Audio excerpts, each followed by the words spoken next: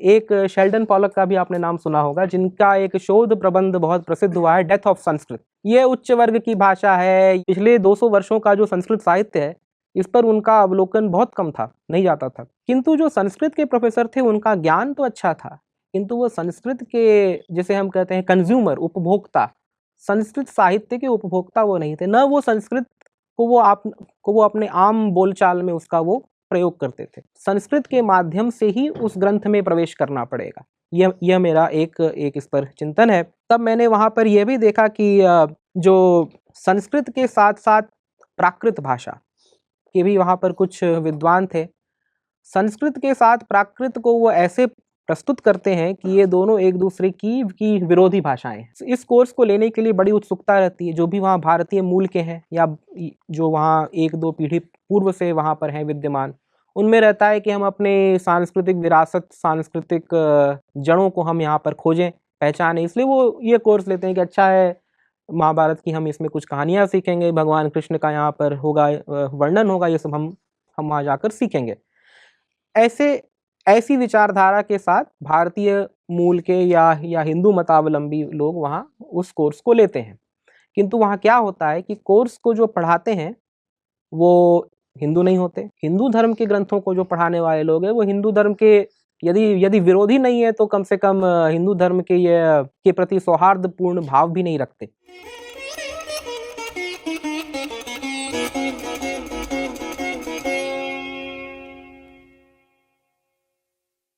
आंग्ल भाषा में जब संस्कृत काव्यों का हम प्रणयन करते हैं या उनकी व्याख्या करते हैं, तो कौन सी चुनौतियां हमारे समीप आती हैं।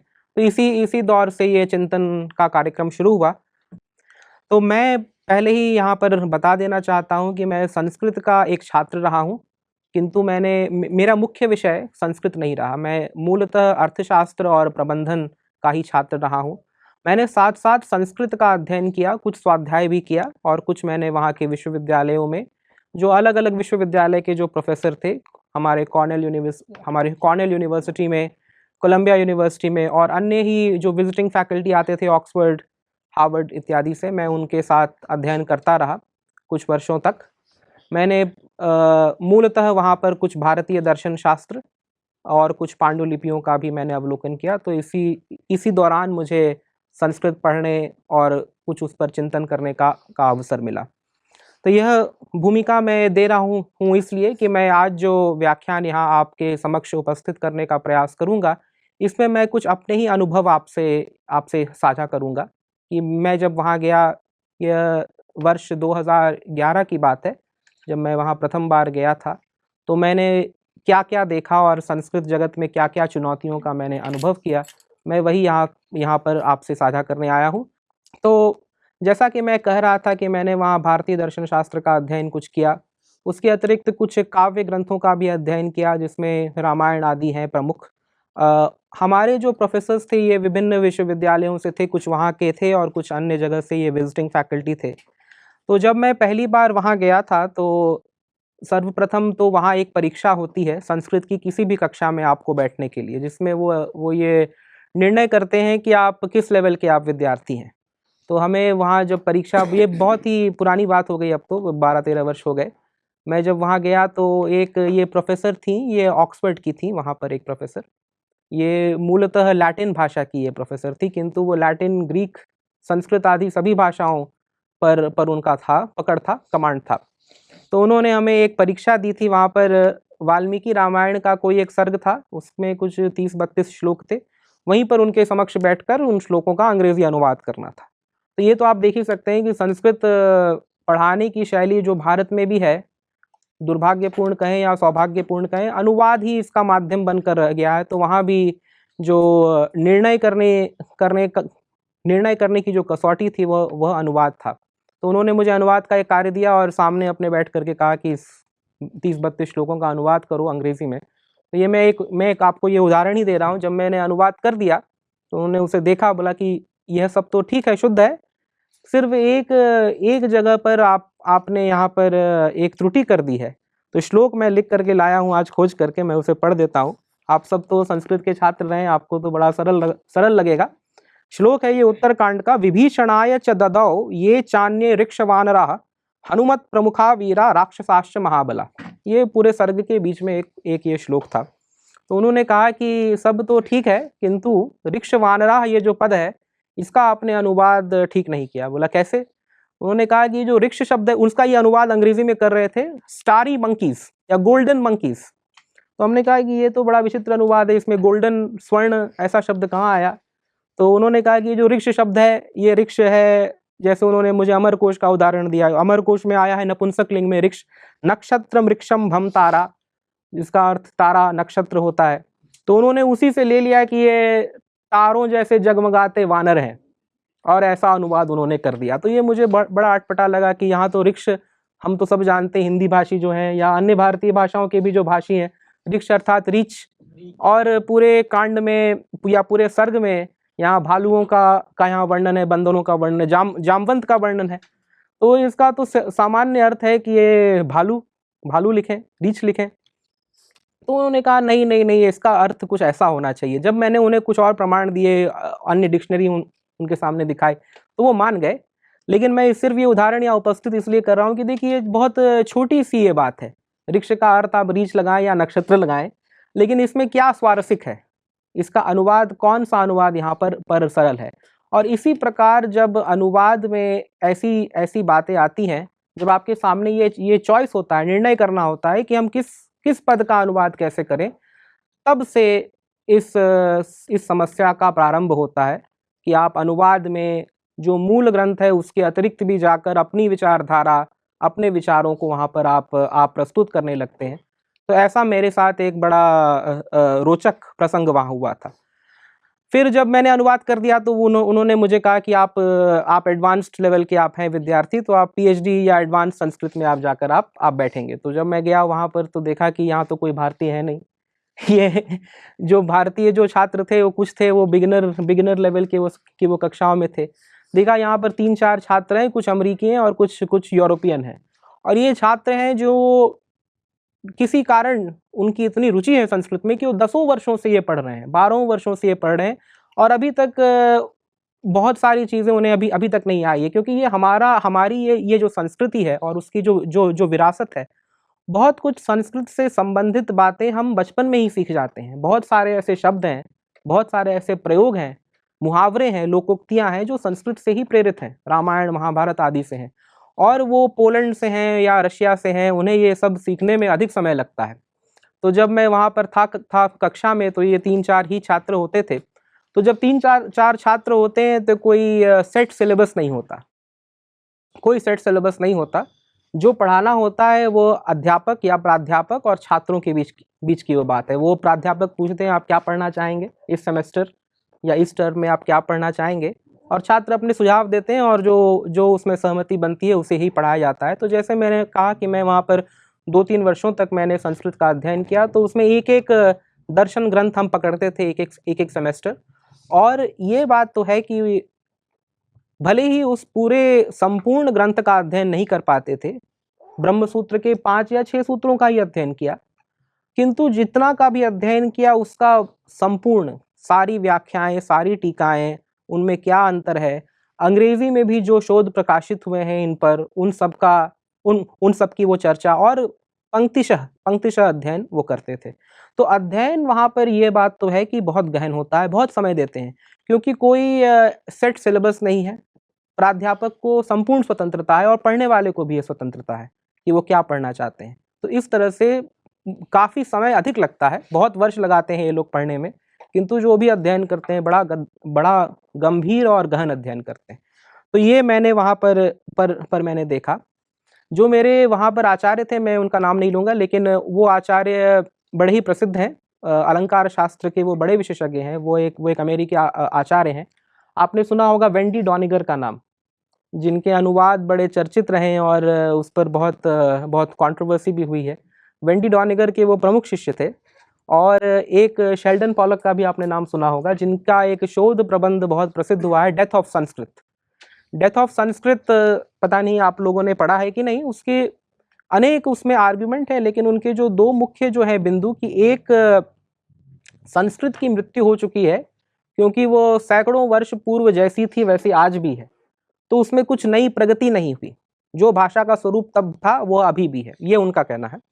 और दूसरी बात ये कहते हैं कि जो संस्कृत की जो मृत्यु हुई है बहुत ये सराहनीय बात है, इसका हम स्वागत करते हैं, क्योंकि वो कहते हैं कि Sanskrit is a language of privilege.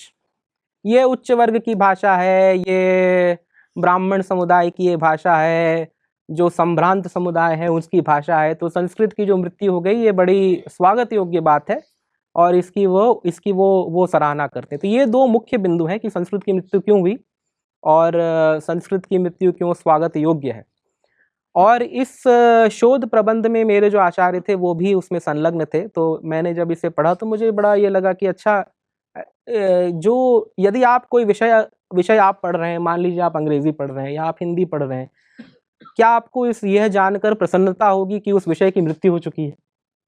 पढ़ने वाले ही कहें कि जो मैं विषय पढ़ रहा हूँ, पढ़ा रहा हूँ, जिस पर मैंने 10 वर्ष शोध किया है, वो उस विषय की मृत्यु हो गई है और ये हमारे लिए बड़े बड़े स्वागत की बात है। तो मैंने उस समय एक श्लोक लिखा था और मैं उसका पहले आपको हिंदी अनुवाद कुछ मैं बता देता हूँ, फिर मैं आगे चलूँगा। श्लोक ये था कि यदि कोई वैद्य हो और उसे बुलाया जाए कि आप निर्णय करिए कि ये मनुष्य जीवित है या मर गया, और वो वैद्य आए मनुष्य को देखने के लिए, और जितने देर में वैद्य उनका परीक्षण करें उसी बीच में मनुष्य बोलने लग जाए अगर वो मनुष्य बोलने लग जाए, तब क्या वैद्य फिर भी बैठकर सोचेगा कि ये जीवित है कि ये मर गया? नहीं सोचेगा ना। जब उसके सामने ही ये प्रत्यक्ष प्रमाण अगर उपस्थित हो गया कि ये मनुष्य बोल रहा है, और क्या वो हर्ष करेगा या शोक करेगा? मनुष्य अगर जीवित है तो वो हर्ष की बात है, वो उसमें हर्ष करेगा। तो मैंने एक श्लोक इसी पर एक लिखा था, मृतोयमस्तीति निशम्य वाचम, मृतोयमस्तीति निशम्य वाचम, मृतः समुत्थाय वदेद्यदैव, मृतः समुत्थाय वदेद्यदैव, तदा मृतो वाम मृत एष चिंता, तदा मृतो वाम मृत एष चिंता, न बाधते वैद्यवरम प्रवीणम, न बाधते वैद्यवरम प्रवीणम। क्योंकि उसकी वह फिर चिंता नहीं रही, प्रत्यक्ष प्रमाण उपस्थित हो गया। तो जब मैं वहाँ था और इनके इन्फ्लुएंस में था, जब मैं इनसे पढ़ रहा था, तो मुझे भी ये लगता था कि संस्कृत में आधुनिक कुछ नहीं, इसमें आधुनिक रचनाएं नहीं हो रही, इसमें जो हो चुका वो भास भारवी कालिदास आदि लिखकर चले गए, मुझे पता नहीं था और वो लोग पढ़ाते भी नहीं थे। आधुनिक साहित्य पिछले 200 वर्षों का जो संस्कृत साहित्य है, इस पर उनका अवलोकन बहुत कम था, नहीं जाता था। ये तो बड़े विचित्र बात है कि एक बार मैं वहाँ पर, क्योंकि वहाँ के पुस्तकालय बड़े बड़े विस्तृत होते हैं, उसमें तो विश्व की की लगभग सभी पुस्तकें वहाँ पर उपलब्ध होती है। एक बार मैं पुस्तकालय में था तो मुझे एक ग्रंथ मिला, उस ग्रंथ का नाम था राजनीति शतकम, और लिखा हुआ था डॉक्टर निरंजन मिश्र जी, जो आप जानते हैं, बड़े बड़े प्रतिष्ठित कवि हैं संस्कृत के, साहित्य अकादमी पुरस्कार के वो विजेता भी हैं। मुझे ये ग्रंथ मिला तो मैंने ग्रंथ को थोड़ा खोल कर देखा कि अंदर डेट क्या लिखा है, 2006। तो मुझे लगा कि अच्छा, संस्कृत में आधुनिक काल में भी रचनाएं हो रही हैं। तब मैंने पढ़ा और बहुत ही सरल भाषा, बहुत ही सरस भाषा और प्रासंगिक विषयों पर लिखा गया यह एक काव्य था। तब मुझे लगा नहीं, संस्कृत में आज भी रचनाएं हो रही हैं और प्रासंगिक विषयों पर रचनाएं हो रही हैं, तो क्यों ना मैं भी इसमें थोड़ा थोड़ा लिखने का मैं प्रयास करूं। तो तब से ही, बहुत वर्ष नहीं हुए, तब से ही मैंने इसमें कुछ थोड़ा लिखना प्रारंभ किया, सिर्फ इसलिए कि मैंने ये चुनौती स्वीकार की। अगर ये कहते हैं कि डेथ ऑफ संस्कृत, तो मैं स्वयं इसमें मैं कुछ लिखना शुरू करूंगा। तो मैं लिख कर कभी कभी अपने आचार्यों को वहाँ पर कुछ मैं दिखाता भी था। जैसे नव वर्ष आया तो नव वर्ष की कुछ बधाई लिखी, तो उनको दिखाया कि देखिए संस्कृत में, तो बोले अच्छा है, लेकिन उनका मत इससे परिवर्तित नहीं होता, क्योंकि वो कहते हैं कि संस्कृत जो है वो पिछले कई वर्षों से जैसी थी वैसी आज है, इसमें नए प्रयोग नहीं हो रहे। आगे मेरा चिंतन इसमें और भी बढ़ा और संस्कृत में कैसे नए प्रयोग किए जा रहे हैं, नए साहित्यिक पक्षों का इसमें समावेश हो रहा है, अन्य भाषाओं से, विश्व भाषाओं से, ग्रीक से, लैटिन से या आज की यूरोपीय भाषाओं से इनका संवाद हो रहा है, भारत की लोक भाषाओं से, लोक संस्कृति से संस्कृत का कैसे संवाद हो रहा है, इस पर मेरा चिंतन उसके बाद कुछ आगे बढ़ा। किंतु यह मैं केवल एक उदाहरण स्वरूप आपके सामने उपस्थित करना चाहता था। एक और विचित्र बात मैंने वहाँ क्या देखी कि जैसे हमारी संस्कृत भाषा है, वैसे उनके लिए लैटिन अथवा ग्रीक भाषा है, जो उनकी पारंपरिक सांस्कृतिक विरासत का वो प्रतीक है। और हमारे विश्वविद्यालय में लैटिन के भी प्रोफेसर थे, ग्रीक के भी प्रोफेसर थे, और एक भिन्नता यह थी कि जो ग्रीक अथवा लैटिन के प्रोफेसर थे वो ग्रीक और लैटिन बोलते थे और उसमें मौलिक रचनाएं करते थे, और जो विद्यार्थी आते थे उन्हें ऐसा तैयार करते थे कि वो ग्रीक या लैटिन में लिखें बोलें, और उसके लिए बड़े प्राइज कंपटीशन अवार्ड होते थे जो नए नए, जिसे वो कहते हैं ओरेटरी, लैटिन में जो प्रिपेयर किया जाता है एक स्पीच ओरेटरी। और लैटिन भले ही आम बोलचाल की भाषा नहीं, सामान्य भाषा नहीं है, किंतु उसका ऐसा सम्मान है जिसे हम लैंग्वेज ऑफ प्रेस्टीज कहते हैं, ऐसा सम्मान है लैटिन का कि हमारी जो डिग्री थी वो लैटिन में वो प्रकाशित होती थी। अंग्रेजी में डिग्री वो नहीं देते हमें, तो बल्कि उसका अंग्रेजी अनुवाद करवाना पड़ता है, लैटिन में वो डिग्री लिखते थे। ग्रेजुएशन के समय भी लैटिन भाषा में एक स्पीच होता है या कुछ अनाउंसमेंट्स होते हैं जो उनकी वो परंपरा है, पिछले कई 100 सालों से वो लैटिन को ऐसा महत्व देते हैं कि जब भी कोई महत्वपूर्ण शैक्षिक या सांस्कृतिक कार्यक्रम हो, वहाँ पर लैटिन को ये सम्मान प्राप्त है कि ये हमारी प्रथम भाषा है, ये हमारी मूल भाषा है, और हम इसे वरीयता दें, प्राथमिकता दें। तो ये मैंने देखा। इसके अतिरिक्त वहाँ पर कुछ ऐसे भी प्रोफेसर्स थे जो अन्य भाषाओं जैसे मैंडरिन, चाइनीज़ भाषा के ये प्रोफेसर थे, और जो चाइनीज़ भाषा के जो प्रोफेसर थे वो चाइनीज़ धारा प्रवाह बोलते ही थे। जो लैटिन के प्रोफेसर थे वे लैटिन बोलते थे, किंतु जो संस्कृत के प्रोफेसर थे उनका ज्ञान तो अच्छा था, किंतु वो संस्कृत के, जिसे हम कहते हैं कंज्यूमर, उपभोक्ता, संस्कृत साहित्य के उपभोक्ता वो नहीं थे, न वो संस्कृत को वो अपने आम बोलचाल में उसका वो प्रयोग करते थे।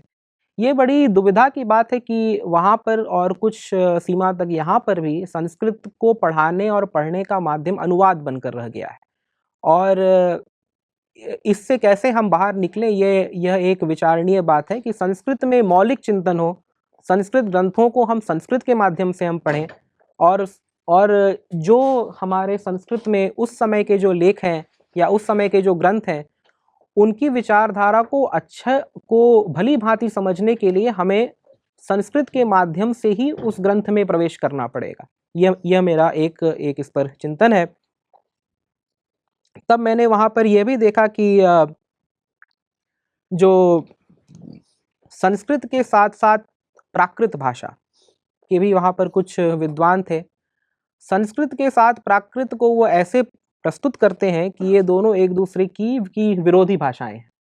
एक और आपका वैदिक धर्म या ब्राह्मण धर्म हो गया, और दूसरी ओर आपका बौद्ध, जैन या श्रमण परंपराएं होंगी। और जब भी आप संस्कृत की बात करें कि संस्कृत में ऐसा है या संस्कृत ये तो मूलतः संस्कृत से आया है, तो नहीं, हमारे पास तो ये एक अलग परंपरा है, ये श्रमण परंपरा है जिसमें यह सब प्राकृत से आया है। तो इस पर हमारा एक बार वहाँ विवाद हुआ था कि यह शब्द, कोई एक शब्द था, ये मूलतः संस्कृत का है या प्राकृत का है। ऐसा नहीं है कि सारे शब्द संस्कृत के ही हैं। अनेक शब्द प्राकृत भाषा से भी संस्कृत में आए हैं और आज भी आते हैं, विदेशी भाषाओं से भी आए हैं, किंतु यह हमें तो स्वीकार करना पड़ेगा कि प्राकृत की जो आत्मा है या प्राकृत का जो मूल है वह संस्कृत ही है। और यह मैं नहीं कह रहा, ये पहले भी लोग इसे स्वीकार करते थे। प्राकृत के जो प्रमुख वैयाकरण हुए हैं, हेमचंद्राचार्य जी, उन्होंने कहा कि यह जो प्राकृत में जो प्रकृति शब्द है वह संस्कृत है, क्योंकि यह प्रकृति से आया है, इसलिए इसका नाम हम प्राकृत कहते हैं। इसी प्रकार अन्य भी जो वैयाकरण हुए उन्होंने कहा कि प्राकृत की जो योनि है, जो मूल है, वह संस्कृत है। तो इस पर एक बड़ा मैं कहूँगा इसे कृत्रिम विवाद खड़ा करने का वो कभी कभी प्रयास करते हैं कि जो संस्कृत परंपरा है उसके साथ साथ एक प्राकृत परंपरा भी है, और इसीलिए हम दोनों को समान वरीयता दें। तो जैसे मैं अभी कुछ आपको बताऊंगा, मैंने इसे कुछ डॉक्यूमेंट किया है, कुछ इस पर आर्टिकल्स भी मैंने लिखे हैं ये इंडिक एकेडमी के पोर्टल पर। इसे कुछ बायस के ऐसे इंसिडेंट्स हैं जो मैंने यहाँ पर एक डॉक्यूमेंट किए हैं। जैसा मैं पहले कह रहा था कि संस्कृत पढ़ने वाले अधिकतर लोग वहाँ विदेशी मूल के हैं, भारतीय नहीं, यूरोपीय हैं या तो अमेरिकी हैं। संस्कृत के अतिरिक्त भी ये प्रोफेसर्स कुछ अन्य विषय पढ़ाते हैं जिसे भारतीय मूल के या तो भारतीय जो भारत से गए हैं या वहीं के रहने वाले जो हैं भारतीय, वो उसे पढ़ते हैं। और ये कैसे हैं, जैसे मैं आपको एक उदाहरण देता हूँ। जो प्रोफेसर एडवांस संस्कृत पढ़ा रहे हैं वही प्रोफेसर एक और फर्स्ट ईयर के कोर्स पढ़ाते हैं जिसका नाम है महाभारता द इंडियन एपिक। महाभारत पर अंग्रेजी में है वो है ये पूरा कोर्स, और संस्कृत इसमें नहीं पढ़ाते, ये संपूर्णतः अंग्रेजी में पढ़ाते हैं। अच्छा, ये कोर्स, इस कोर्स को लेने के लिए बड़ी उत्सुकता रहती है जो भी वहाँ भारतीय मूल के हैं या जो वहाँ एक दो पीढ़ी पूर्व से वहाँ पर हैं विद्यमान, उनमें रहता है कि हम अपने सांस्कृतिक विरासत, सांस्कृतिक जड़ों को हम यहाँ पर खोजें, पहचानें। इसलिए वो ये कोर्स लेते हैं कि अच्छा है, महाभारत की हम इसमें कुछ कहानियाँ सीखेंगे, भगवान कृष्ण का यहाँ पर होगा वर्णन होगा, ये सब हम वहाँ जाकर सीखेंगे। ऐसी विचारधारा के साथ भारतीय मूल के या हिंदू मतावलंबी लोग वहाँ उस कोर्स को लेते हैं। किंतु वहाँ क्या होता है कि कोर्स को जो पढ़ाते हैं वो हिंदू नहीं होते, भारतीय नहीं होते, और भारतीय विचारधारा से वे प्रेरित भी नहीं होते। जबकि अन्य धर्मों के जो कोर्सेज वहाँ पर कुछ पढ़ाए जाते हैं, बाइबल हो अथवा कुरान हो या कोई भी हो, वो उनके धर्म के मतावलंबी ही वहाँ पर उसे प्रस्तुत करते हैं। जो चर्च में गए हैं, जो सेमिनरी से जो पढ़ कर आए हैं, जिन्होंने 15-15 वर्ष चर्च की सेवा की है, वे ही लोग विद्वान होते हैं बाइबल के और आकर उस पर अपना वक्तव्य देते हैं। जबकि संस्कृत पढ़ाने वाले वो तो मुझे स्वयं कहते थे कि मैं तो नास्तिक हूँ, मैं ईश्वर में मैं विश्वास नहीं रखता, और आप पढ़ा रहे हैं भगवत गीता। तो यह एक बड़ी विडंबना है कि अन्य धर्मों के ग्रंथों को पढ़ाने वाले जो लोग हैं वो उस धर्म के मतावलंबी हैं, जबकि संस्कृत को पढ़ाने वाले अथवा हिंदू धर्म के ग्रंथों को जो पढ़ाने वाले लोग हैं वो हिंदू धर्म के यदि विरोधी नहीं है तो कम से कम हिंदू धर्म के प्रति सौहार्दपूर्ण भाव भी नहीं रखते। तो अब इसमें क्या होगा कि जब इस तरह के course Mahabharata the Indian epic पढ़ाया जाएगा, पढ़ने वाले जो हैं उनका संस्कृत में ज्ञान नहीं, संस्कृत में उनकी गति नहीं है, संस्कृत ग्रंथ का वो मौलिक अवलोकन चिंतन नहीं कर सकते। जो भी पढ़ाएंगे वो प्रोफेसर पढ़ाएंगे और अपने अनुवाद के माध्यम से वो पढ़ाएंगे, और पढ़ने वाले भी सब कुछ अंग्रेजी के माध्यम से ही पढ़ेंगे। अनुवाद क्या होगा? अनुवाद भी वही होगा जो प्रोफेसर को पसंद है। जो अनुवाद वो चुनेंगे वही लोग पढ़ेंगे। उसके अतिरिक्त तो कोई 3-4 अनुवाद पढ़ने का समय भी नहीं है, ना उनको रुचि होती है कि इसका और भिन्न प्रकार से क्या अनुवाद किया गया है। अभी मैं एक वक्तव्य देख रहा था, श्री नित्यानंद मिश्र जी को आप जानते होंगे।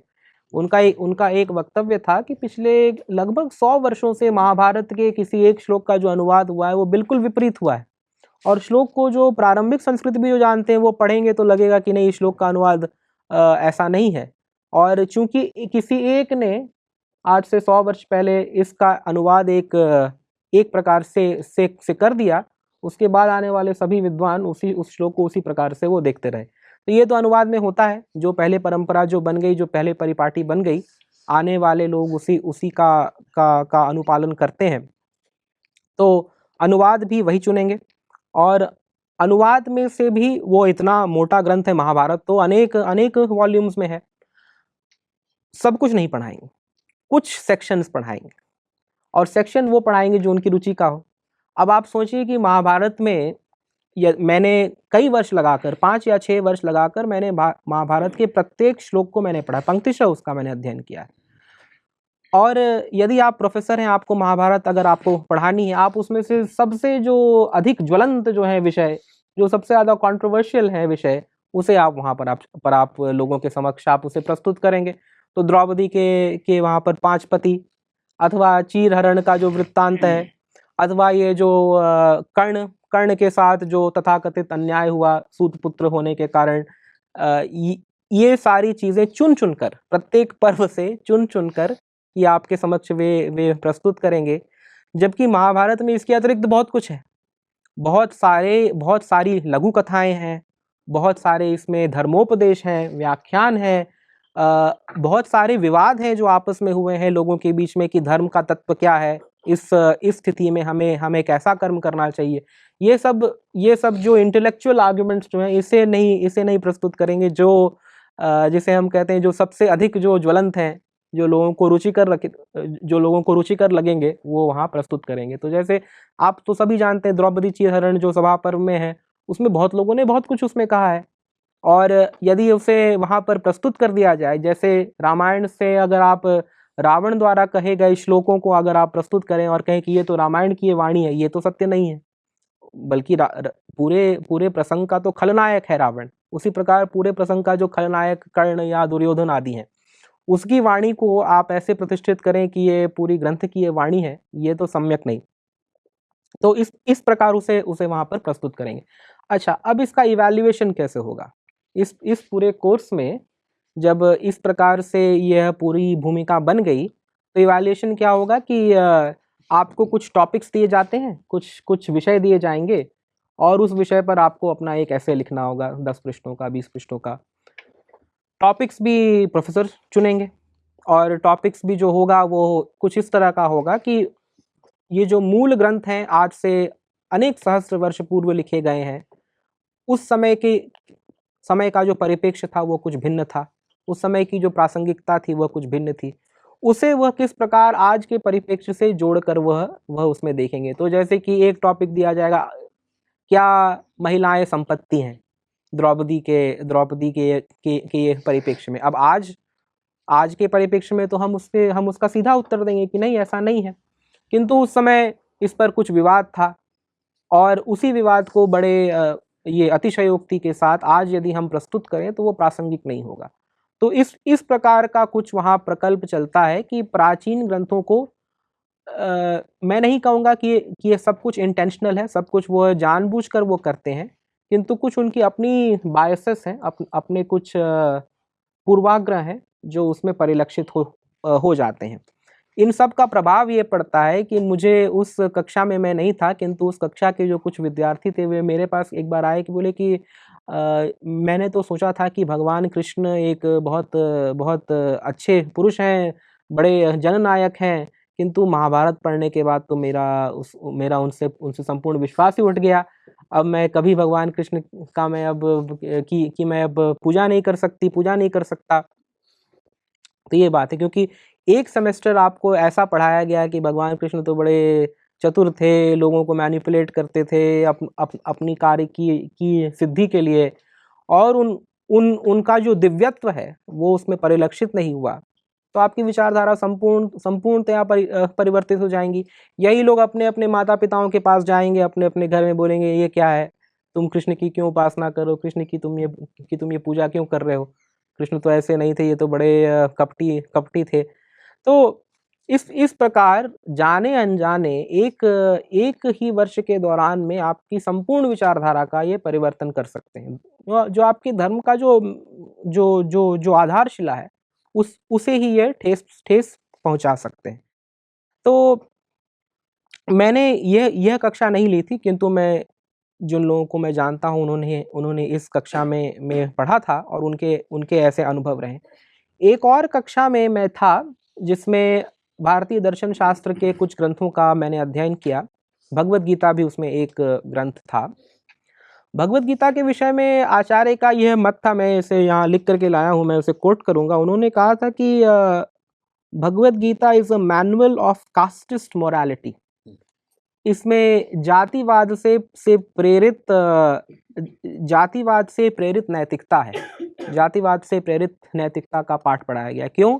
क्योंकि उन्होंने कहा कि अर्जुन को जो है वो यही उपदेश दिया कृष्ण ने कि जो तुम्हारा वर्ण है, क्षत्रिय वर्ण है, क्षत्रिय वर्ण के उचित जो कर्म है तुम उसे करो, भले ही उसे करने में तुम्हारे कुल का नाश हो जाए, शत्रुओं का नाश हो जाए, बहुत रक्तपात हो, संपूर्ण मानवता पर ही संकट खड़ा हो जाए, किंतु जो तुम्हारा जातीय आधार पर जो निर्धारित कर्म है तुम उसका निर्वहन करो।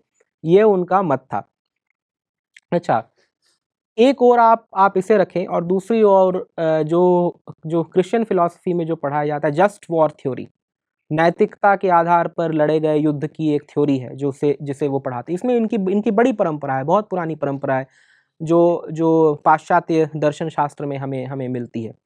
तो एक और पढ़ाया जा रहा है कि भगवत गीता में जातीय आधारित नैतिकता है, और दूसरी ओर ये पढ़ा रहे हैं कि हमारे क्रिश्चियन फिलॉसफी में जस्ट वॉर थ्योरी है, जिसकी हमारी पुरानी परंपरा है।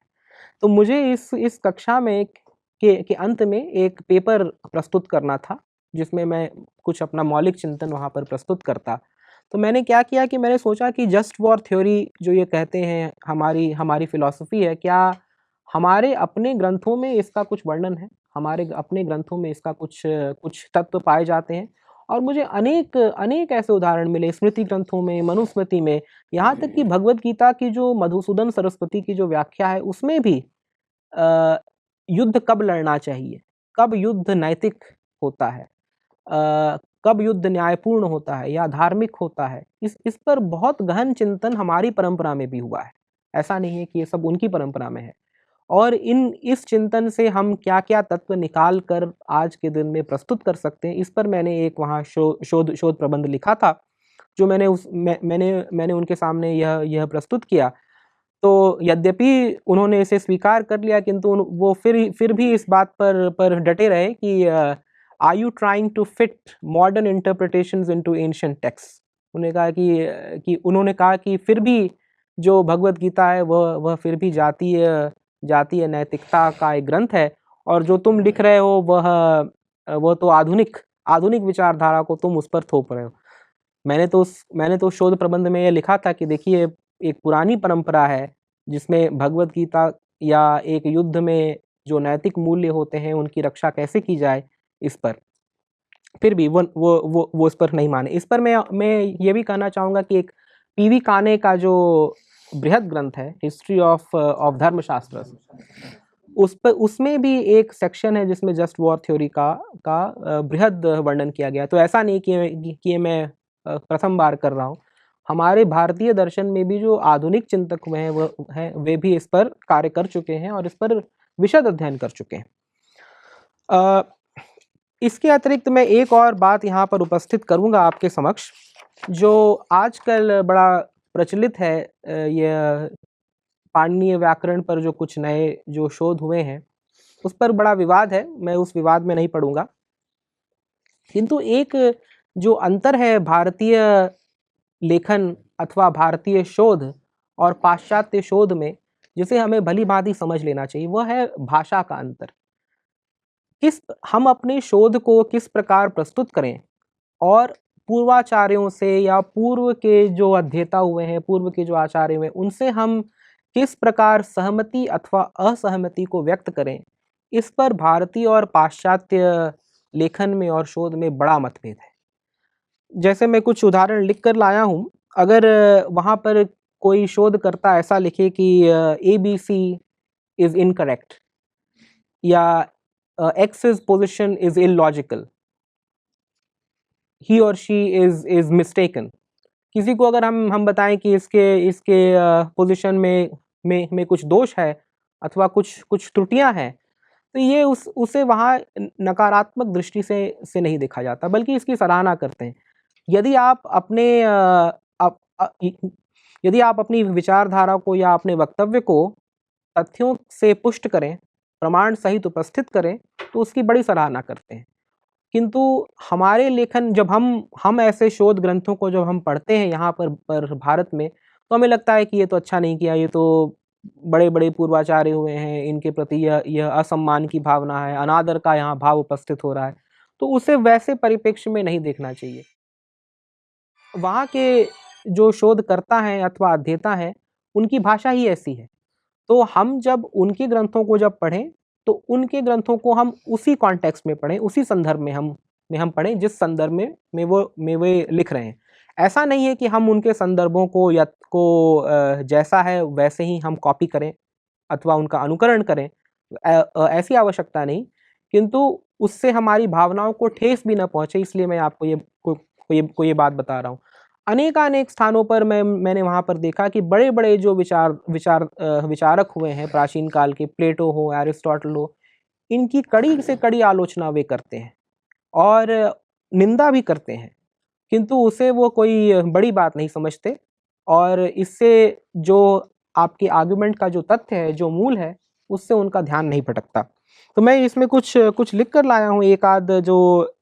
एक JAF रूडबर्जन हुए हैं, उन्होंने अष्टाध्यायी का अंग्रेजी अनुवाद किया है, और उन्होंने अष्टाध्यायी के अंग्रेजी अनुवाद में ये लिखा है, Patanjali's opinions can never replace our independent judgment regarding the interpretation of Panini. और वे आगे लिखते हैं, Patanjali can only act as a guide to be critically followed, not as the final authority regarding the interpretation of the Ashtadhyayi.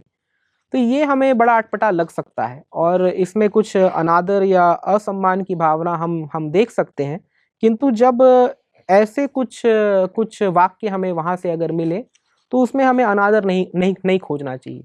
यदि वे अनादर करने का प्रकल्प रखते तो इससे बहुत कुछ अधिक कर सकते और उससे महती क्षति पहुँचती।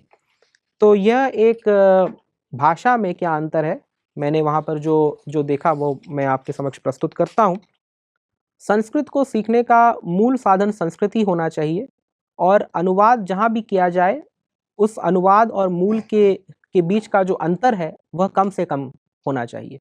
तो हमारी भारतीय भाषाएं जो हैं, जो सारी प्राकृत से ही उद्भूत हैं, उन भाषाओं में ये क्षमता है कि संस्कृत के तत्वों को 100% नहीं तो 70%, 75% यथास्थिति उसे ढाल सकें।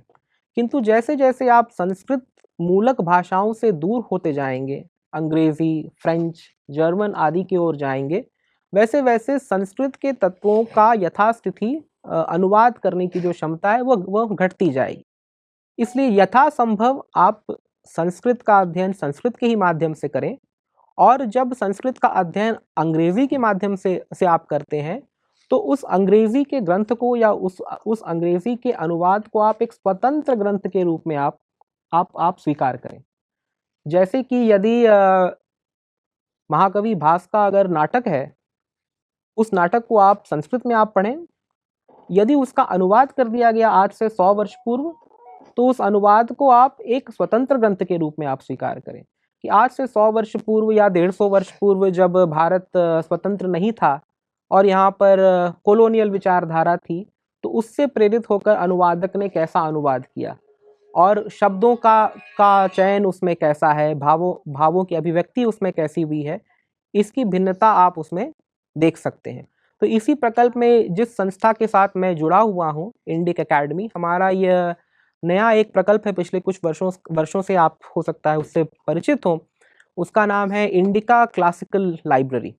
इसमें हमारा यह उद्देश्य है कि आज से 150 वर्ष पूर्व या 200 वर्ष पूर्व जो हमारे बृहद ग्रंथ हैं, जैसे अर्थशास्त्र या काव्यालंकार या अन्य भी जो कोई ग्रंथ हैं, इनका अनुवाद किया गया और वो कॉलोनियल टाइम्स में इनका अनुवाद किया गया।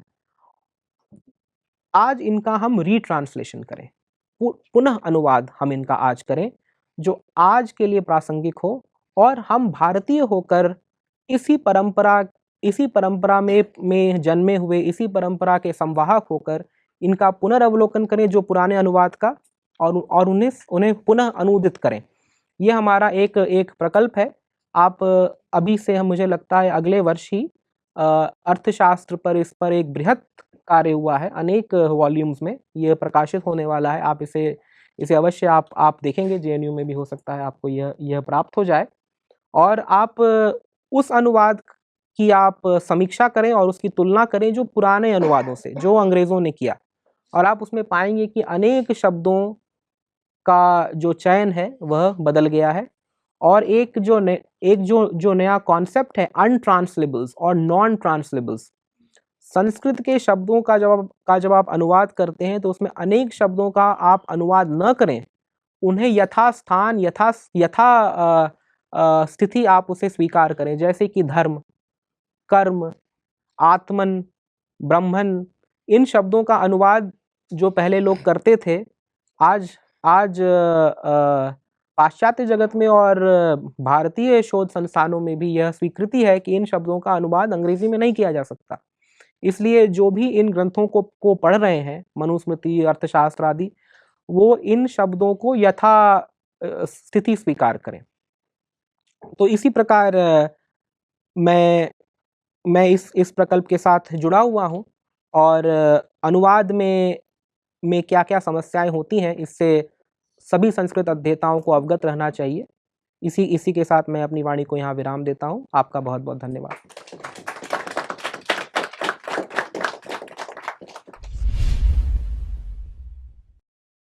गुरुजी, अमेरिका में संस्कृत शिक्षण की जो विशेषताएं हैं और जो हमारे द्वारा अनुकरण योग्य हो सकते हैं, ऐसी कुछ विशेषताओं के बारे में? जी जी बिल्कुल है।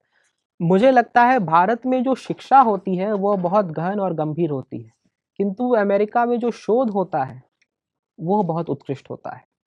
तो हमारी शिक्षा के साथ साथ उनकी शोध पद्धति को यदि आप मिश्रित कर दें तो वो एक मेरे मेरे अनुसार वह एक आदर्श शिक्षा प्रणाली हो सकती है।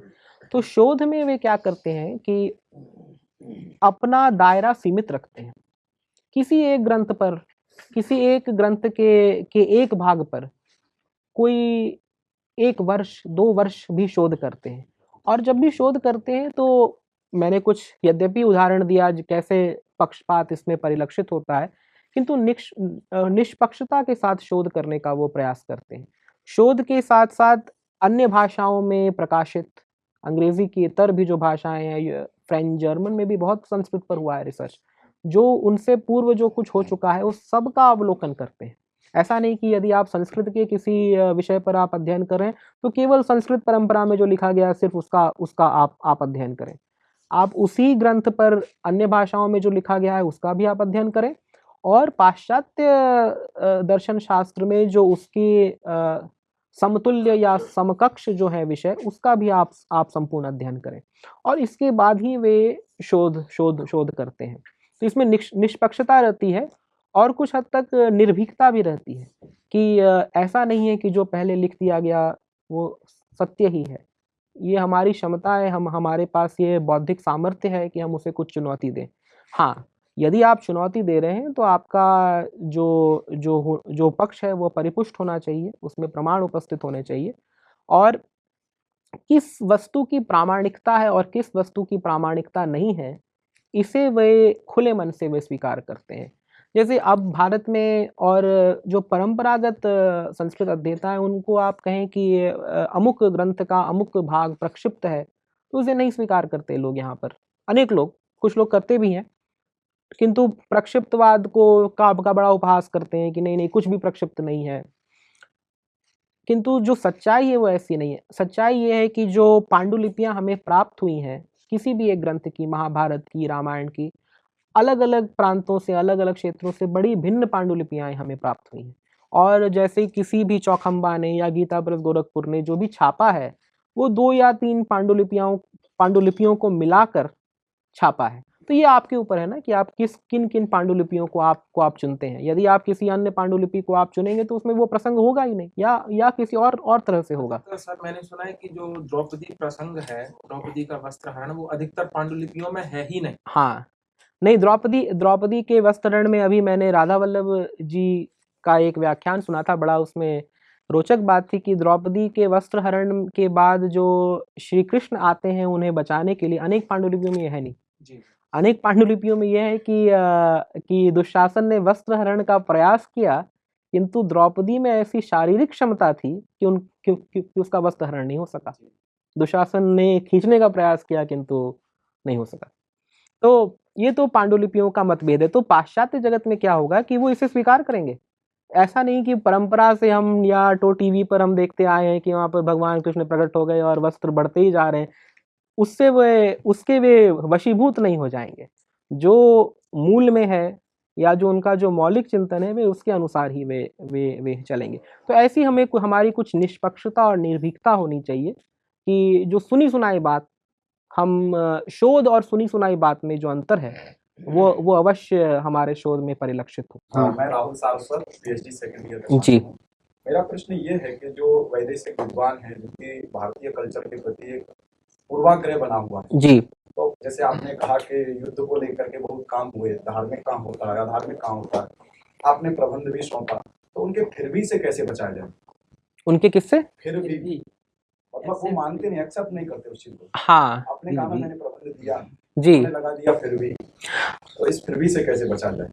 जी, उसका तो पाश्चात्य जगत में मापदंड है पीयर रिव्यू।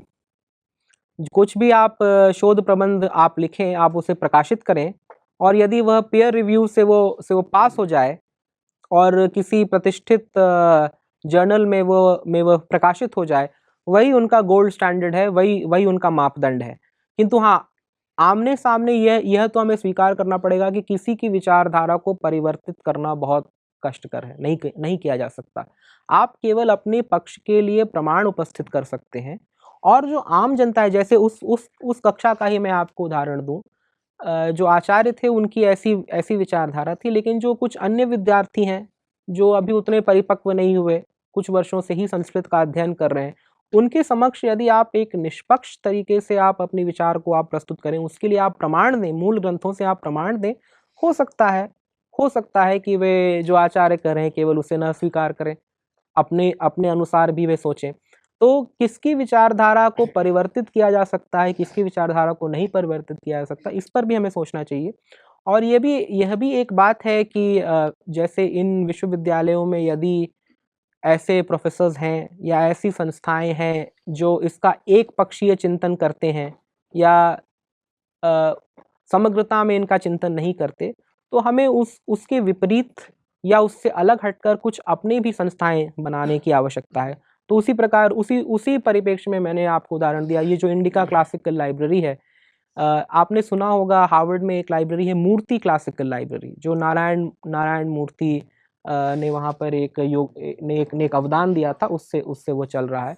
तो उसमें तो क्या है कि अनुवाद की जो परंपरा उनकी पुरानी है 200 वर्ष, उसका ही वह परिपालन आगे कर रहे हैं। अब हमारा यह प्रयास है कि जो हम अनुवाद जो करें, डीकॉलोनाइज्ड अनुवाद, हम कैसे उसे प्रस्तुत कर सकते हैं, क्योंकि वे तो हमेशा कहेंगे जो हमने अनुवाद किया है वही ठीक है, आपके पास क्या है दिखाने के लिए, क्या आपने इसका स्वतंत्र अनुवाद किया है, क्या आपने इस पर स्वतंत्र चिंतन किया है। तो हमें अपनी ओर से वह क्षमता खड़ी करने की आवश्यकता है कि यदि वे कुछ पक्ष प्रस्थापित करें, पक्ष उपस्थापित करें, तो उसका हम विरोध या खंडन भी हम कर सकें। सर, लगभग कितने विश्वविद्यालय होंगे जिनमें संस्कृत का अध्ययन हो रहा होगा वर्तमान में? जी, तो ऐसा है कि संस्कृत का अध्ययन अनेक विश्वविद्यालय में होता है, किंतु संस्कृत की स्थिति वहाँ कुछ अच्छी नहीं है, क्योंकि एक तो फंडिंग की समस्या है और छात्र भी बहुत कम हैं। तो कुछ प्रमुख विद्यालयों में ही मुझे लगता है 10 से कम मैं सिर्फ अमेरिका की ही बात कर रहा हूँ, 10-12 ही ऐसे विश्वविद्यालय होंगे जिसमें संस्कृत पर शोध या अध्ययन सुचारू रूप से चल रहा है। अन्य विश्वविद्यालयों में 1-2 प्रोफेसर हो सकते हो और अतिरिक्त विषय के रूप में संस्कृत का थोड़ा पठन पाठन होता हो, किंतु फंडिंग की एक समस्या है और छात्रों में भी रुचि कम है। तो इसलिए एक और उनके सामने यह एक इंटरेस्ट हो जाता है कि हम कैसे अपने आप को प्रासंगिक बनाए रखें। तो इसलिए कुछ हटकर बोलना है, कुछ ऐसा बोलो जिससे कि हमारा मीडिया में हो जाए प्रचार, सनसनी बने। और मीडिया तो ऐसा है ही कि उसको जो आप देंगे उसे और भी अतिशयोक्ति के साथ वह प्रस्तुत करेगा। तो जी प्रश्न था सर, जो पाश्चात्य जगत है वो हमेशा ट्रांसलेशन पर टिकाऊ रहता है जी। तो जैसे हम अंग्रेजी में पाश्चात्य जगत में कृष्ण को कृष्णा बोलते हैं, लेकिन अगर मूल ग्रंथ शब्द कल्पतरु में देखें तो कृष्णा का मतलब द्रौपदी होता है जी, लेकिन वो कृष्णा को कृष्ण ही लेते हैं। अब वो गलत को सही मतलब उसको उल्टा ले रहा है, उसका मतलब द्रौपदी के लिए जो प्रयुक्त शब्द है उसको कृष्ण के लिए प्रयुक्त कर रहे हैं, जब वो ट्रांसलेशन अपना सही मान रहे हैं इस चीज में। तो कृष्णा जो वो लिखते हैं, तो वो जैसे आपने IAST या iTrans में देखा होगा, तो वो लिखने का वो तरीका ही है कि वो N के बाद A लगाएंगे ही, किंतु इसका ये अर्थ नहीं कि उसका आप अनुवाद कृष्णा उसे आप पढ़ें। और यदि आप कृष्णा पढ़ते हैं तो फिर वो उसमें ये अर्थ परिवर्तन हो जाता है। हमारे यहाँ तो बहुव्रीहि समास में आप कैसे उसका उच्चारण करें, उससे उसका अर्थ परिवर्तित हो जाता था वैदिक काल में, ऐसा हम सुनते आए हैं। तो हाँ, मैंने भी अपनी कक्षाओं में यह देखा कि उनका उच्चारण उतना शुद्ध नहीं हो पाता कई बार, और जो हमें कोई भी ग्रंथ पढ़ने से पूर्व जो कोई एक भाग है उसका उच्चारण करने के लिए कहते थे, तो जब मेरा जो उच्चारण था और उनका उच्चारण में महान अंतर होता था। तो ये तो कुछ उच्चारण के हैं दोष। जी, मेरा नाम वर्षा वर्मा है और मैं परास्नातक प्रथम वर्ष की छात्रा हूँ। तो मेरा प्रश्न है कि जैसे आपने बताया कि अमेरिका में जो बच्चों को पढ़ाया जा रहा है वो जातीय आधार पे महाभारत भगवद गीता, हाँ, इस टाइप से पढ़ाया जा रहा है, तो वो केवल अमेरिका में नहीं पढ़ाया जा रहा है, वो इंडिया में भी पढ़ाया जी जी जी। तो जैसे हम वो यूरोपियन है या फिर वो पाश्चात्य जगत के हैं, तो वो तो नहीं जानते हमारे कल्चर को, तो वो पढ़ा रहे हैं, तो हम उनको माफ भी कर सकते हैं। लेकिन जो हमारी संस्कृति में रह के बड़े होकर के वो खाकर इस मिट्टी का, वो हमें ही गलत ठहरा रहे हैं। और जैसे अगर हम जय भीम की बात करते हैं तो मनुस्मृति को गलत बताता है। तो वो हालांकि मनुस्मृति में कुछ कुछ है जो गलत हैं और कुछ कुछ सही हैं, क्योंकि साहित्य समाज का दर्पण होता है, तो हम ऐसा अनुमान कर सकते हैं कि सभी उसमें एकदम एक्यूरेट नहीं लिखा गया है। जी। तो हम उनका क्या करें जो हमारे इंडिया में ही रहकर वो हमें ही गलत ठहरा रहे हैं इस टाइप से। तो ये बहुत एक गंभीर विषय, इसकी एक पुरानी परंपरा है। क्या अक्सर क्या होता है कि पाश्चात्य जगत में कोई विद्वान एक कोई शोध प्रबंध लिखते हैं, प्रकाशित करते हैं, अथवा कोई कोई पुस्तक प्रकाशित करते हैं, और फिर उससे एक परंपरा चल पड़ती है अन्य पाश्चात्य देशों में और आगे जाकर भारत में भी, जो उनके ही ग्रंथ को फिर बार बार कोट एंड रिकोट करते रहते हैं। जैसे आपको कोई नया ग्रंथ उसी विषय पर लिखना है तो पुराने ग्रंथ को आप पहले कोट करो, आप दिखाओ कि हम कैसे अपनी परंपरा, वही हमारी शोध की परंपरा है, और उससे ही वे आगे बढ़ते। तो एक जैसे रीइंफोर्समेंट का ये साइकिल है कि आपने एक बार जो कह दिया उसे हम स्वीकार कर रहे हैं और उसे फिर आगे बढ़ाएं। अब भारत में भी है, क्योंकि भारत में भी पाश्चात्य जगत के द्वारा लिखे गए जो ग्रंथ हैं उससे लोग प्रभावित होते हैं, और कुछ हमारे लोग ही हैं जो कि मौलिक ग्रंथ भी वैसे लिखते हैं। तो उसका विरोध कैसे करें, ये तो बड़ी गंभीर समस्या है। इसके लिए क्या मेरा जो इस पर जो है विचार वो ये है कि हमें सिर्फ इसका विरोध करना है, ऐसी भावना से प्रेरित नहीं होना चाहिए। हमें जो अपना जो शोध करना है वो अब हमारा मौलिक कार्य है, हमारी अपनी बौद्धिक क्षमता है उसमें, और उसके अनुसार हमें इसमें आगे बढ़ना चाहिए, न कि किसी और ने जो कहा उसका हम सिर्फ खंडन ही करते रहें। क्योंकि खंडन करना विवाद हो सकता है, शास्त्रार्थ हो सकता है, किंतु उसे शोध या अध्ययन नहीं कहते। खंडन आप करें अपने शोध के साथ, किंतु आपका शोध मौलिक हो। यदि वे कहते हैं कि अमुक ग्रंथ का अमुक भाग ऐसा है और यह बिल्कुल प्रासंगिक नहीं है आज, या उस समय भी प्रासंगिक नहीं था, इसमें समाज के अमुक अंग या अमुक भाग को अच्छी तरह नहीं प्रस्तुत किया गया, यदि उस बात में कुछ सच्चाई है तो आप उसे स्वीकार कर सकते हैं। यदि उसमें नहीं सच्चाई है तो आप उसका विरोध करें।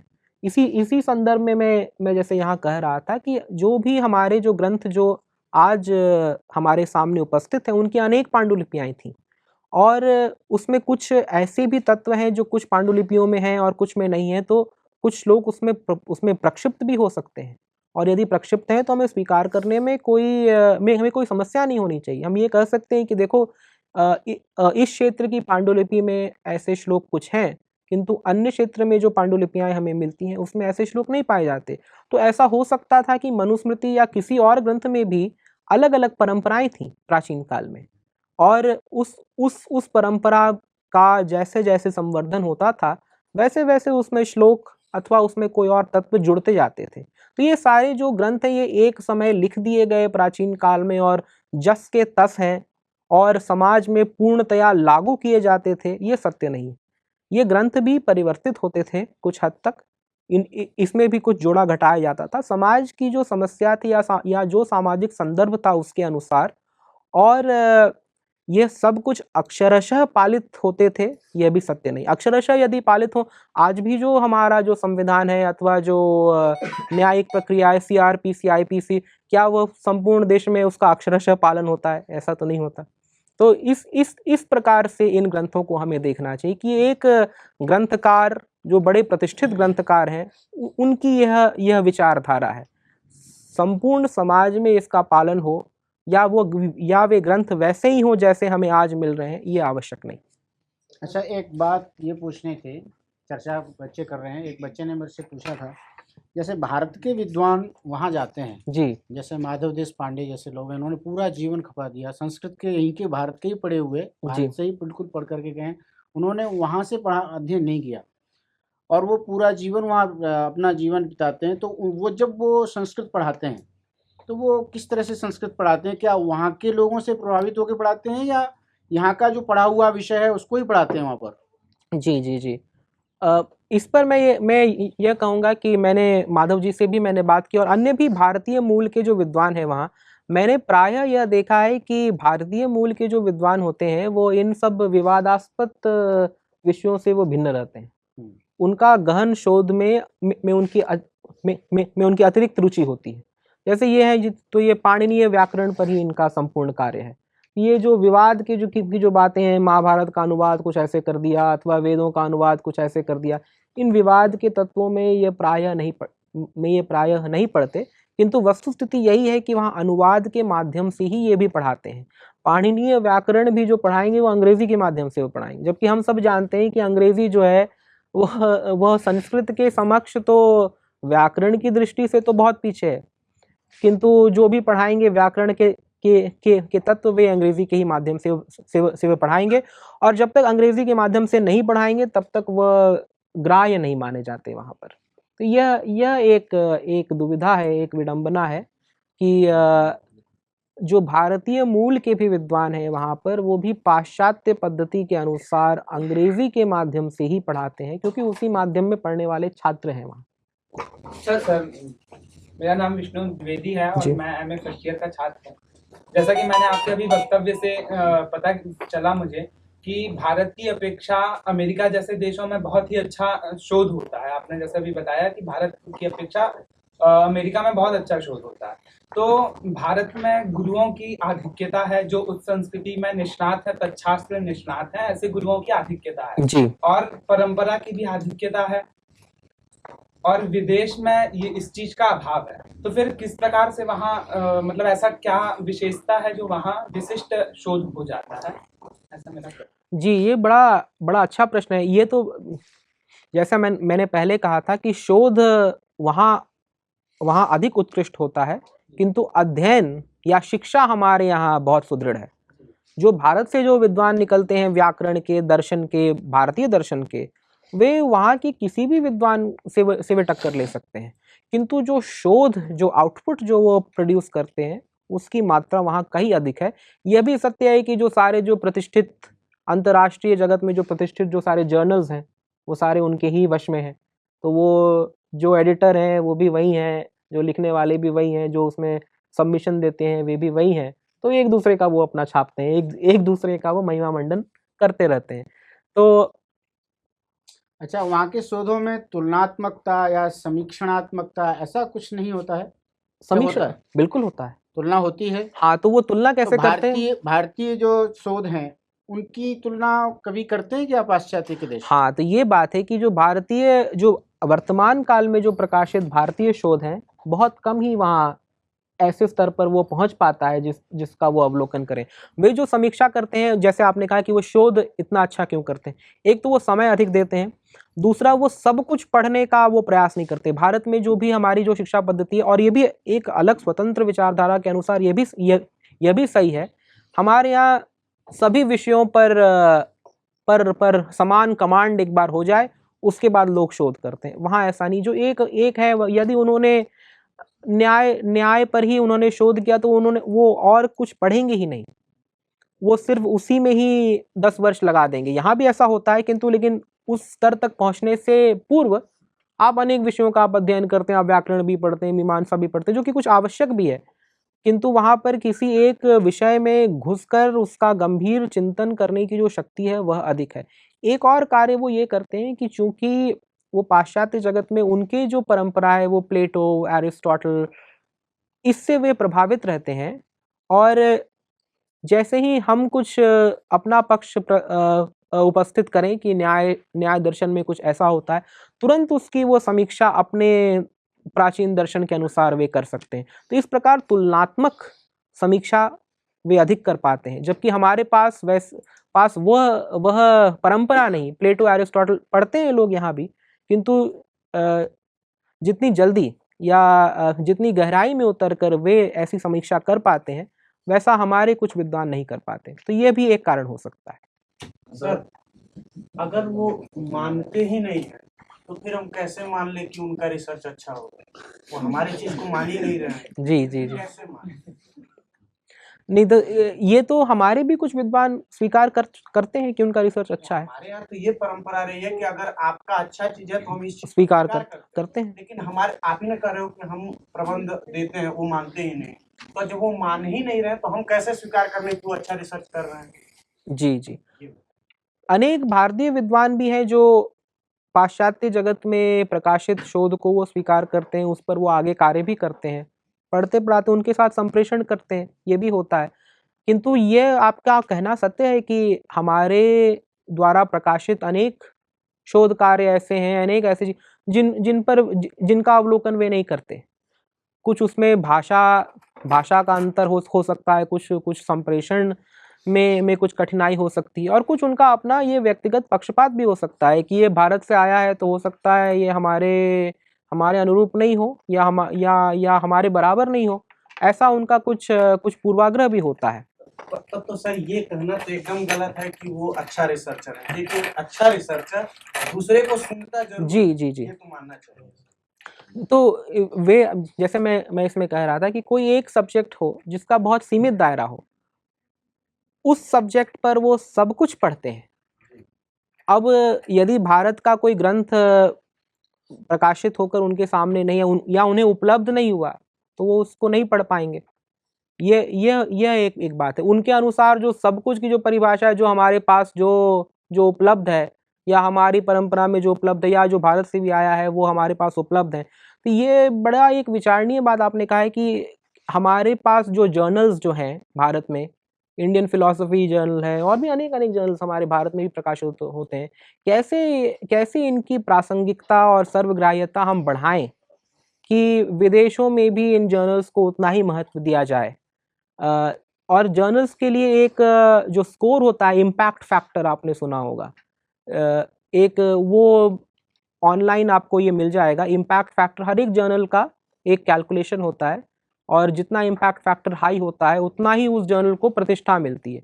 हमारे भारत से प्रकाशित जो जर्नल्स हैं उनका इम्पैक्ट फैक्टर बहुत ऊंचा नहीं जाता। अब ये क्यों नहीं जाता, लोग उससे कोट नहीं करते, उसको रेफर नहीं करते, अथवा वो शोध उतनी गहराई तक नहीं उतर पाता, यह एक विचारणीय बात है। मेरे अनुसार जैसे जैसे संवाद के साधन बढ़ते जाएंगे और वैश्वीकरण होता जाएगा, वैसे वैसे भारत के किसी कोने में भी प्रकाशित कोई चीज़ हो वो वहाँ उपलब्ध हो जाएगी, और वहाँ से भी जो कुछ प्रकाशित हो रहा है वो हमें उपलब्ध होता जाएगा। यदि ऐसा होता है तो इम्पैक्ट फैक्टर हमारे जर्नल्स का भी बढ़ना चाहिए। और जैसे जैसे इम्पैक्ट फैक्टर बढ़ेगा, जैसे आप गूगल पर आप सर्च करें किसी विषय पर, तो जो टॉप रिजल्ट्स जो आएंगे वो जिस जर्नल का हाई इम्पैक्ट फैक्टर होगा वो ऊपर दिखाएगा। अब ये तो आपका कहना सही कि क्यों नहीं वो 5 पन्ने अंदर जा कर के कुछ भारतीय कुछ हुआ है प्रकाशित, उससे भी क्यों नहीं देखते। तो ये तो एक आज की ऐसी एक विडंबना है कि इम्पैक्ट फैक्टर, रेप्यूटेशन, प्रेस्टीज, इसके अनुसार निर्धारण हो जाता है कि कौन सा शोध अच्छा है, कौन सा शोध नहीं। इस पर हमें कुछ सोचना चाहिए। भारतीय विश्वविद्यालयों को भी जो जर्नल्स वे जो प्रकाशित करते हैं, इनका इम्पैक्ट फैक्टर या इनकी पॉपुलैरिटी कैसे बढ़ाई जाए, इस पर कुछ चिंतन करना चाहिए। सर एक प्रश्न था जी, रुको एक मिनट। अच्छा, मुझे पूछना है कि फॉर संस्कृत स्टूडेंट आपकी यूनिवर्सिटी में क्या करियर ऑप्शंस है। ऑल्सो जैसे आपने बोला कि वहाँ पे ज़्यादा अच्छे से रिसर्च मेथोडोलॉजी है और सब कुछ है, तो क्या इसका मतलब ये है कि एक इंडियन स्टूडेंट को वहाँ पे जाके रिसर्च करना एक बेटर ऑप्शन रहेगा? क्योंकि हमारे टीचर्स जो है और जो हमारे रूट्स है वो संस्कृत से है और जी, इंडिया से ही सारा संस्कृत रिलेटेड है, तो क्या is it a good option to go there and do a research, या फिर हमारे टीचर्स जिनको सब कुछ आता है हमें उनके अंडर है कि रिसर्च करना चाहिए? तो कई तो वहाँ के विद्वान भी यहाँ आते हैं रिसर्च करने के लिए। जो फील्ड जो रिसर्च होता है, फिट्सटाल, अनेक रिसर्चर यहाँ आए हैं। माइकल वेट्सल, यहाँ पर आकर उन्होंने वेदों पर अध्ययन किया या अन्य शास्त्रों पर, यहाँ रह करके उन्होंने बनारस, हमारे भी जो आचार्य थे वो वाराणसी में अनेक वर्ष रहे और उन्होंने यहाँ पर पारंपरिक तौर तरीकों से उन्होंने भी अध्ययन किया। तो ऐसा नहीं है कि वहाँ जाना आवश्यक है। वहाँ यदि आप जाएं तो अध्ययन करने का जो तरीका है वह कुछ अलग हो सकता है, या उनकी कुछ अपनी परिपाटी हो सकती है, किंतु अध्ययन यहाँ रहकर भी उत्कृष्ट किया जा सकता है। अब जैसे मैं कह रहा था कि इम्पैक्ट फैक्टर या प्रतिष्ठा का एक सवाल होता है, वो हम कैसे अपने आप को आगे बढ़ाएं या उस प्रकार प्रतिष्ठित करें कि हमारे जर्नल्स भी उसी लीग में पहुंच जाएं, उसी के अनुरूप हो जाएं। संस्कृत विद्यार्थियों के लिए क्या करियर ऑप्शंस है वहाँ पर? तो जैसा मैं कह रहा था, संस्कृत में रुचि कुछ कम होती जा रही है। वैसे तो जन सामान्य में रुचि बढ़ रही है, किंतु फंडिंग का अभाव या विद्यालयों में छात्रों का अभाव, यह एक समस्या है जिसके कारण अन्य लोग संस्कृत नहीं पढ़ रहे हैं। और इसलिए जो संस्कृत में जो करियर ऑप्शंस हैं वे भी कुछ सीमित हो गई हैं। मैंने प्रायः यह देखा है कि संस्कृत में वहाँ पर पढ़कर लोग या तो अकादमीय वातावरण में ही आगे आते हैं, जैसे प्रोफेसर्स, असिस्टेंट प्रोफेसर बनते हैं, अथवा कुछ ऐसे स्कूल्स भी हैं, जैसे आपने देखा होगा यहाँ बड़ा प्रसिद्ध हुआ था कि इंग्लैंड में एक स्कूल है जहाँ पर संस्कृत बच्चों को ही पढ़ाया जाता है। कुछ ऐसे भी होते हैं विद्यार्थी जो संस्कृत पढ़कर स्कूल्स में भी वहाँ पर पढ़ाते हैं, किंतु एक तो वहाँ पर पढ़ने वालों की संख्या भी कम है और इसके जो उपभोक्ता या जो ग्राहक हैं उनकी भी संख्या कम है। तो इसलिए इस तरह से बैलेंस हो जाता है, दोनों ही ओर संख्या कम है। भारत में क्या है कि अनेक लोग पढ़ रहे हैं संस्कृत, जो संस्कृतेतर जगत के लोगों को ये पता नहीं, किंतु संस्कृत पढ़ने वाले बहुत सारे लोग हैं और यहाँ पर पद भी और अपॉर्चुनिटीज़ भी उसी अनुरूप अधिक हैं।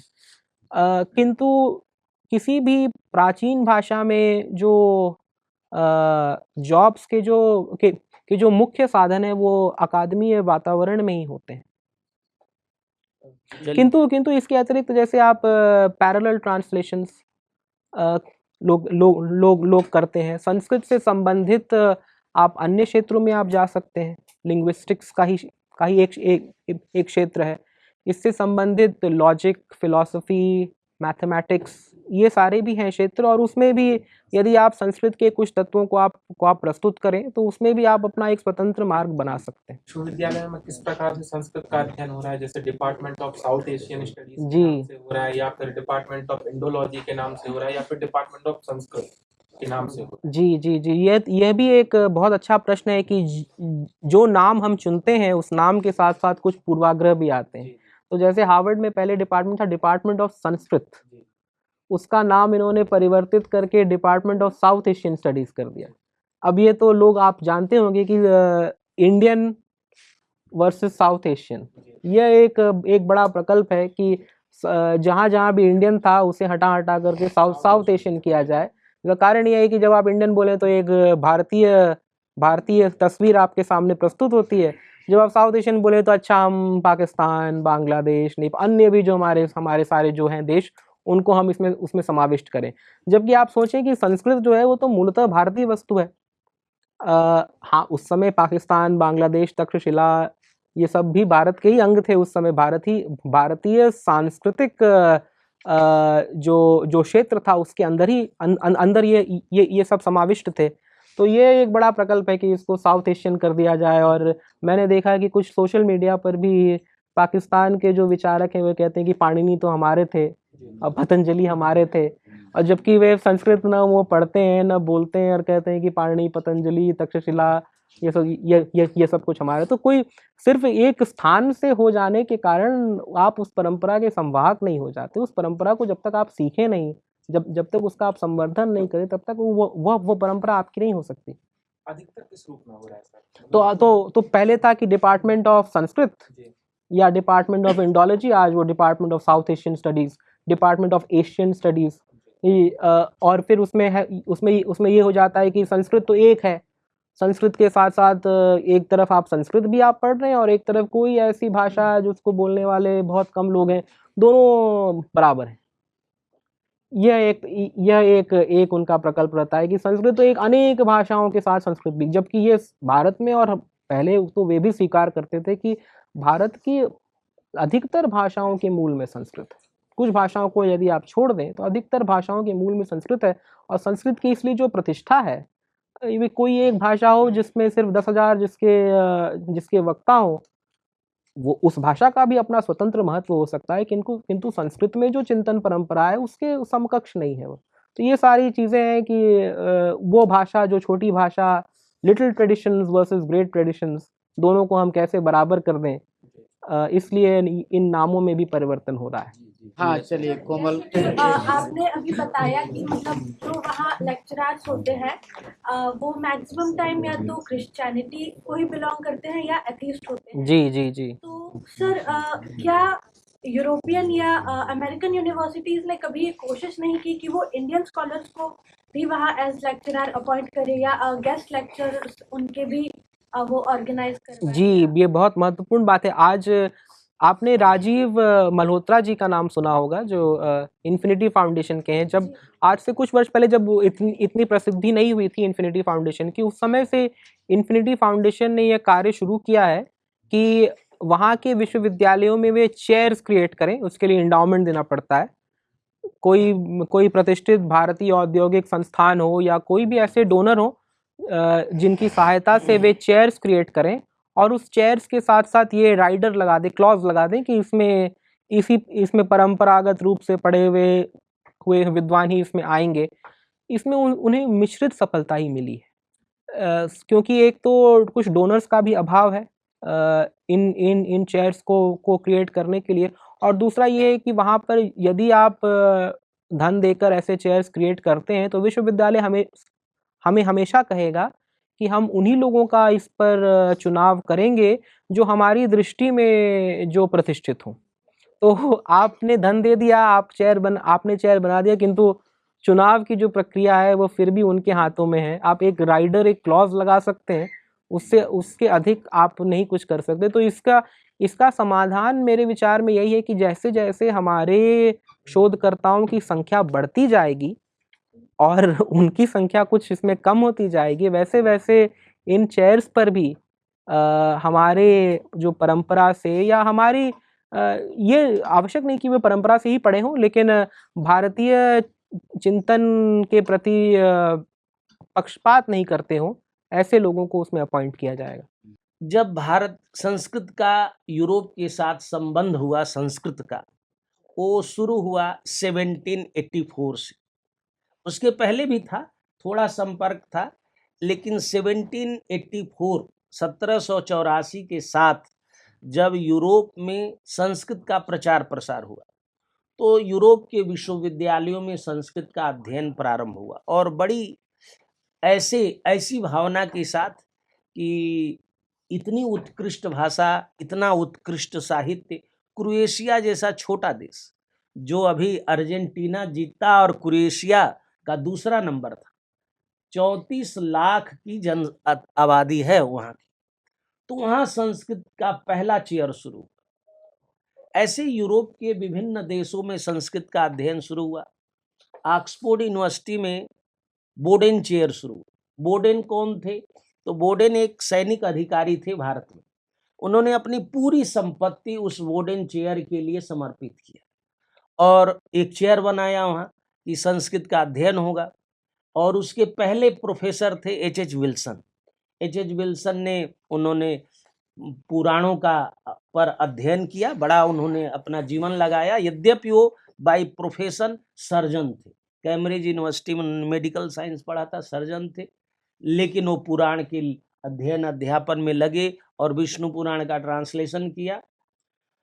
उन्होंने उनके बाद मोनियर विलियम आए। मोनियर विलियम ने एक डिक्शनरी बनाई। उनके जीवन काल में वो डिक्शनरी नहीं प्रकाशित हुई जो संस्कृत इंग्लिश डिक्शनरी है उसके, लेकिन उनके पुत्र ने उनके मृत्यु के 1 वर्ष बाद, क्योंकि अंतिम प्रूफ उन्होंने पढ़ा था, तो वो छापा। उसमें लिखा हुआ है ये बोडेन चेयर किस लिए बन रहा है।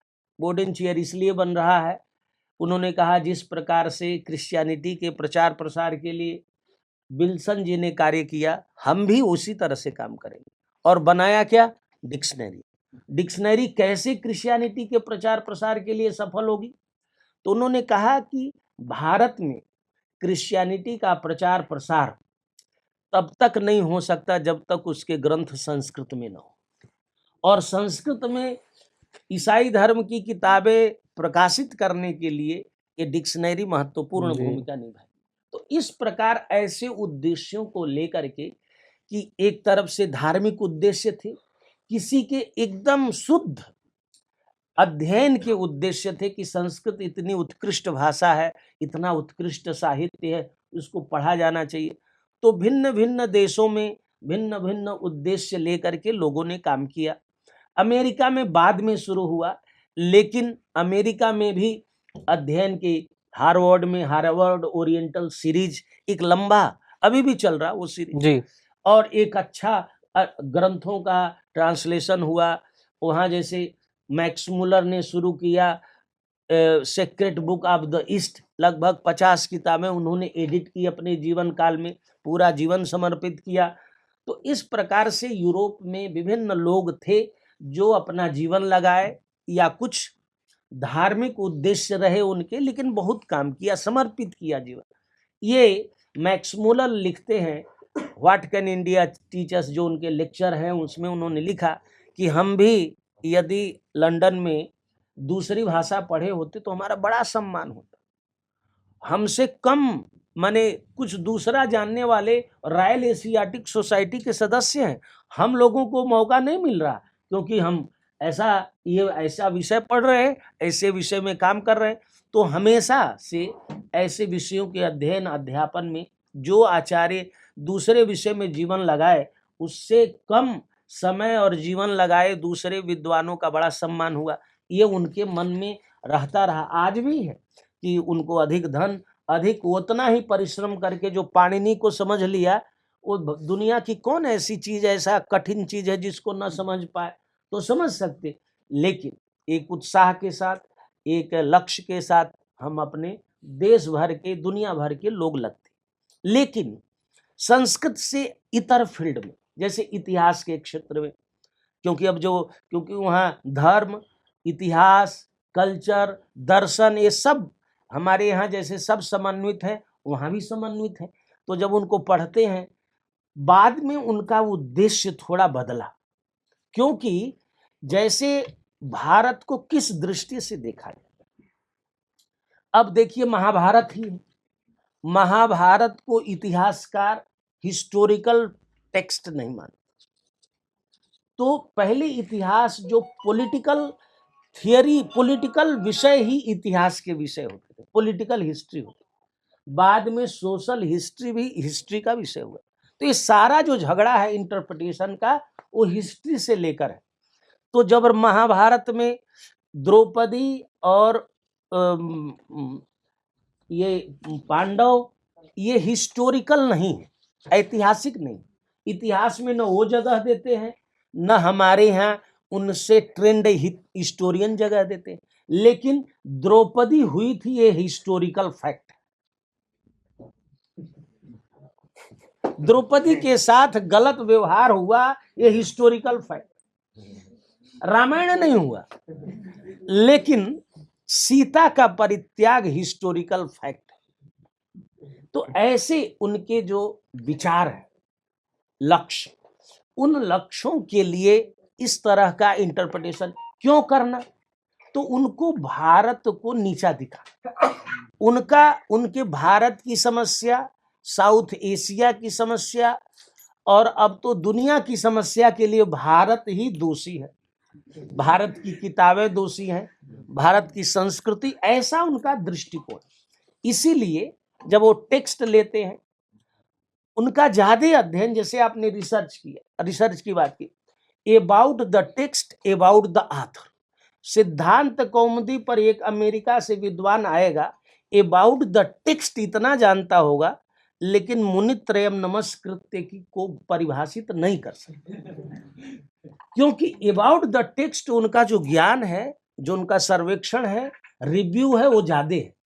अबाउट द ऑथर तो क्यों है? क्योंकि वो पहले टेक्स्ट को लेते हैं, टेक्स्ट की एथेंटिसिटी को क्वेश्चन करते हैं, दूसरा ऑथर को क्वेश्चन करते। यही ऑथर है, चाणक्य है कि कौटिल्य है कि चाणक्य है, इस पर क्वेश्चन कर देंगे कि ये ऑथर है ही। दूसरा, फिर उसके कंटेंट को ऐसे चयन करेंगे कि जिससे एक गलत इंटरप्रिटेशन, इसीलिए वो पूरा संदर्भ नहीं लेते, एक छोटे से कोटेशन को लेंगे। जैसे एलएम बासन बड़े भारी हिस्टोरियन, हार्वर्ड के, ऑक्सफोर्ड यूनिवर्सिटी के थे, उनसे ही ट्रेंड यहाँ भारत भर में, दुनिया भर में। उन्होंने लिख लिया कि भारत में पुरुष बलि की प्रथा ऋग्वेद काल से शुरू हुई, और एक लाइन लिया, पुरुषेण हविषा देवा यज्ञम तन्वत्। तो टेक्स्ट को, आथर को और कंटेंट पर इतना क्वेश्चन कर देंगे कि पढ़ने वाले को लगेगा ये सब बेकार है। और यही उनका उद्देश्य है, यही उनका उद्देश्य है कि उसको प्रश्नांकित करना, जिससे आपकी श्रद्धा न बन पाए, जिससे आप ये न सोच पाए ये महत्वपूर्ण ग्रंथ है, ये महत्वपूर्ण आथर है, और इसके बारे में हमेशा गलत दृष्टिकोण ही आप में बने। इस प्रकार से उन लोगों ने किया। पढ़ने की, पढ़ाने की जो समस्या की, संस्कृत मीडियम, ये भारत में जब उन्होंने 1800 कुछ के बाद, जब इंडिया में, मैकाले के 1835 के बाद जब इंडिया में शुरू हुआ आधुनिक एजुकेशन की प्रणाली, विश्वविद्यालय, तो उस सारे क्योंकि हमने ऑक्सफोर्ड यूनिवर्सिटी का मॉडल अपनाया, उसी मॉडल ब्रिटिश एजुकेशन पॉलिसी को हमने लिया, अमेरिकन नहीं रहा हमारा। अब हम अमेरिकन बनने जा रहे हैं। अब जो एजुकेशन प्रणाली है वो अमेरिकन मॉडल पर आने वाली है, लेकिन जो प्राचीन भी भारत में 75 साल से चल रही थी वो ब्रिटिश मॉडल था। और उसमें उन्होंने ये लिया कि यहाँ भारत में संस्कृत अंग्रेजी माध्यम से पढ़ाया जाता। दिल्ली विश्वविद्यालय में BHU में 71, दिल्ली विश्वविद्यालय में संस्कृत डिपार्टमेंट में 71 तक संस्कृत अंग्रेजी माध्यम से पढ़ाया। 71 में हुआ कि चलो हिंदी मीडियम भी एक शुरू कर दिया जाए, लेकिन अंग्रेजी और हिंदी मीडियम 2 शुरू हुए। BHU में संस्कृत डिपार्टमेंट, अंग्रेजी माध्यम से संस्कृत पढ़ाई जाए। तो उन्होंने, उससे क्या हुआ अंग्रेजी माध्यम पढ़ाने से, क्योंकि उनका उद्देश्य नहीं था कि संस्कृत ज्ञान परंपरा को बढ़ाना, जो कुछ है उसको पढ़ के ट्रांसलेट करके निकाल ले। इसीलिए वहां पर मैं अल्स्टर यूनिवर्सिटी में गया संस्कृत कार्यक्रम के लिए कि इनको पढ़ाना, ICCR ने भी कहा, लेकिन मैं दोबारा नहीं गया। तो उनके अध्यापकों के लिए मैंने वर्कशॉप किया, जो हिस्ट्री में, केल्टिक लैंग्वेज डिपार्टमेंट, जो संस्कृत पढ़, तो उनको जब संस्कृत माध्यम, तो उन्होंने कहा कि एक बड़े सीनियर प्रोफेसर थे केल्टिक लैंग्वेज डिपार्टमेंट, उन्होंने कहा कि मैं जर्मनी में संस्कृत पढ़ा था, लेकिन आपने संस्कृत माध्यम से संस्कृत इतनी सरल हो सकती, इतने अच्छे से हम सीख सकते हैं, ये पहली बार मुझे ज्ञान। बहुत सीनियर प्रोफेसर थे। तो उन्होंने कहा इस तरीके से हमें यूरोप में क्यों नहीं संस्कृत पढ़ाई जाती है कि हम अच्छी तरह से इसकी सीख सकें, क्योंकि उनका उद्देश्य संस्कृत का विकास नहीं, उनका उद्देश्य संस्कृत ज्ञान परंपरा का वर्धन नहीं है। अब जैसे डेथ ऑफ संस्कृत उन्होंने शुरू कहाँ से की? डेथ ऑफ संस्कृत की शुरुआत अडवाणी जी की रथ यात्रा से शुरू हुई। माने पूरा पॉलिटिकल थियरी एक ऐसा उन्होंने राम की मूर्तियों को शुरू किया कि राम की कैसी तस्वीर बनती थी।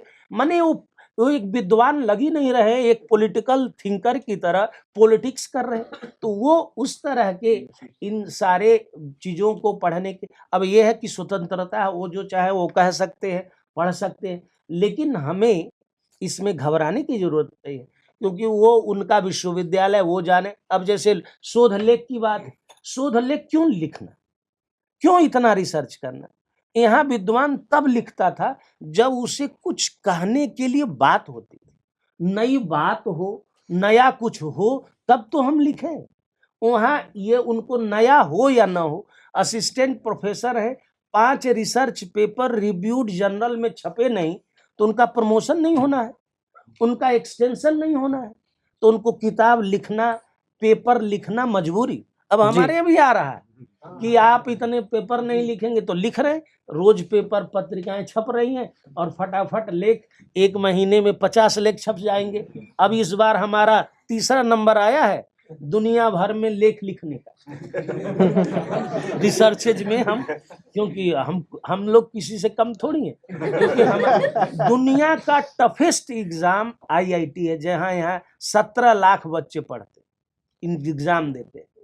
तो वहाँ तो ऐसा कोई टफ एग्जाम है नहीं प्रवेश के लिए, इसीलिए हमारे में योग्यता है। ऐसा मैं नहीं कर रहा हूँ कि दुनिया भर में योग्य लोग नहीं हैं, योग्य लोग हैं, समर्पित है, अलग अलग तरीके के लोग हैं, अलग अलग ढंग से संस्कृत पढ़ रहे हैं और दुनिया भर में काम हो रहा है। अभी मैं दुनिया भर में जो संस्कृत के लिए काम करते हैं उसको भारत सरकार एक प्रतिष्ठित विद्वान को सम्मान करता है। उस ज्यूरी का मैं अनेक वर्षों से सदस्य हूँ। तो इस बार उसकी मीटिंग हुई ICCR के में, तो ये हुआ कि किस विद्वान को, सबकी लिस्ट आई। तो मुझे एक महिला, एक यूरोपियन देश की, वो वर्षों से उनका जो जन्म तिथि है 1927 है। तुमने कहा इतने वर्षों से इतना काम की हुई महिला, जीवन तो और ऐसा यूरोप का ऐसा देश को बहुत प्रसिद्ध भी नहीं, लगा हुआ है उसमें काम कर रही है, तो हमें उनको सम्मानित करना चाहिए। ऐसे लोगों को, ऐसे आपको दुनिया भर में लोग मिलेंगे।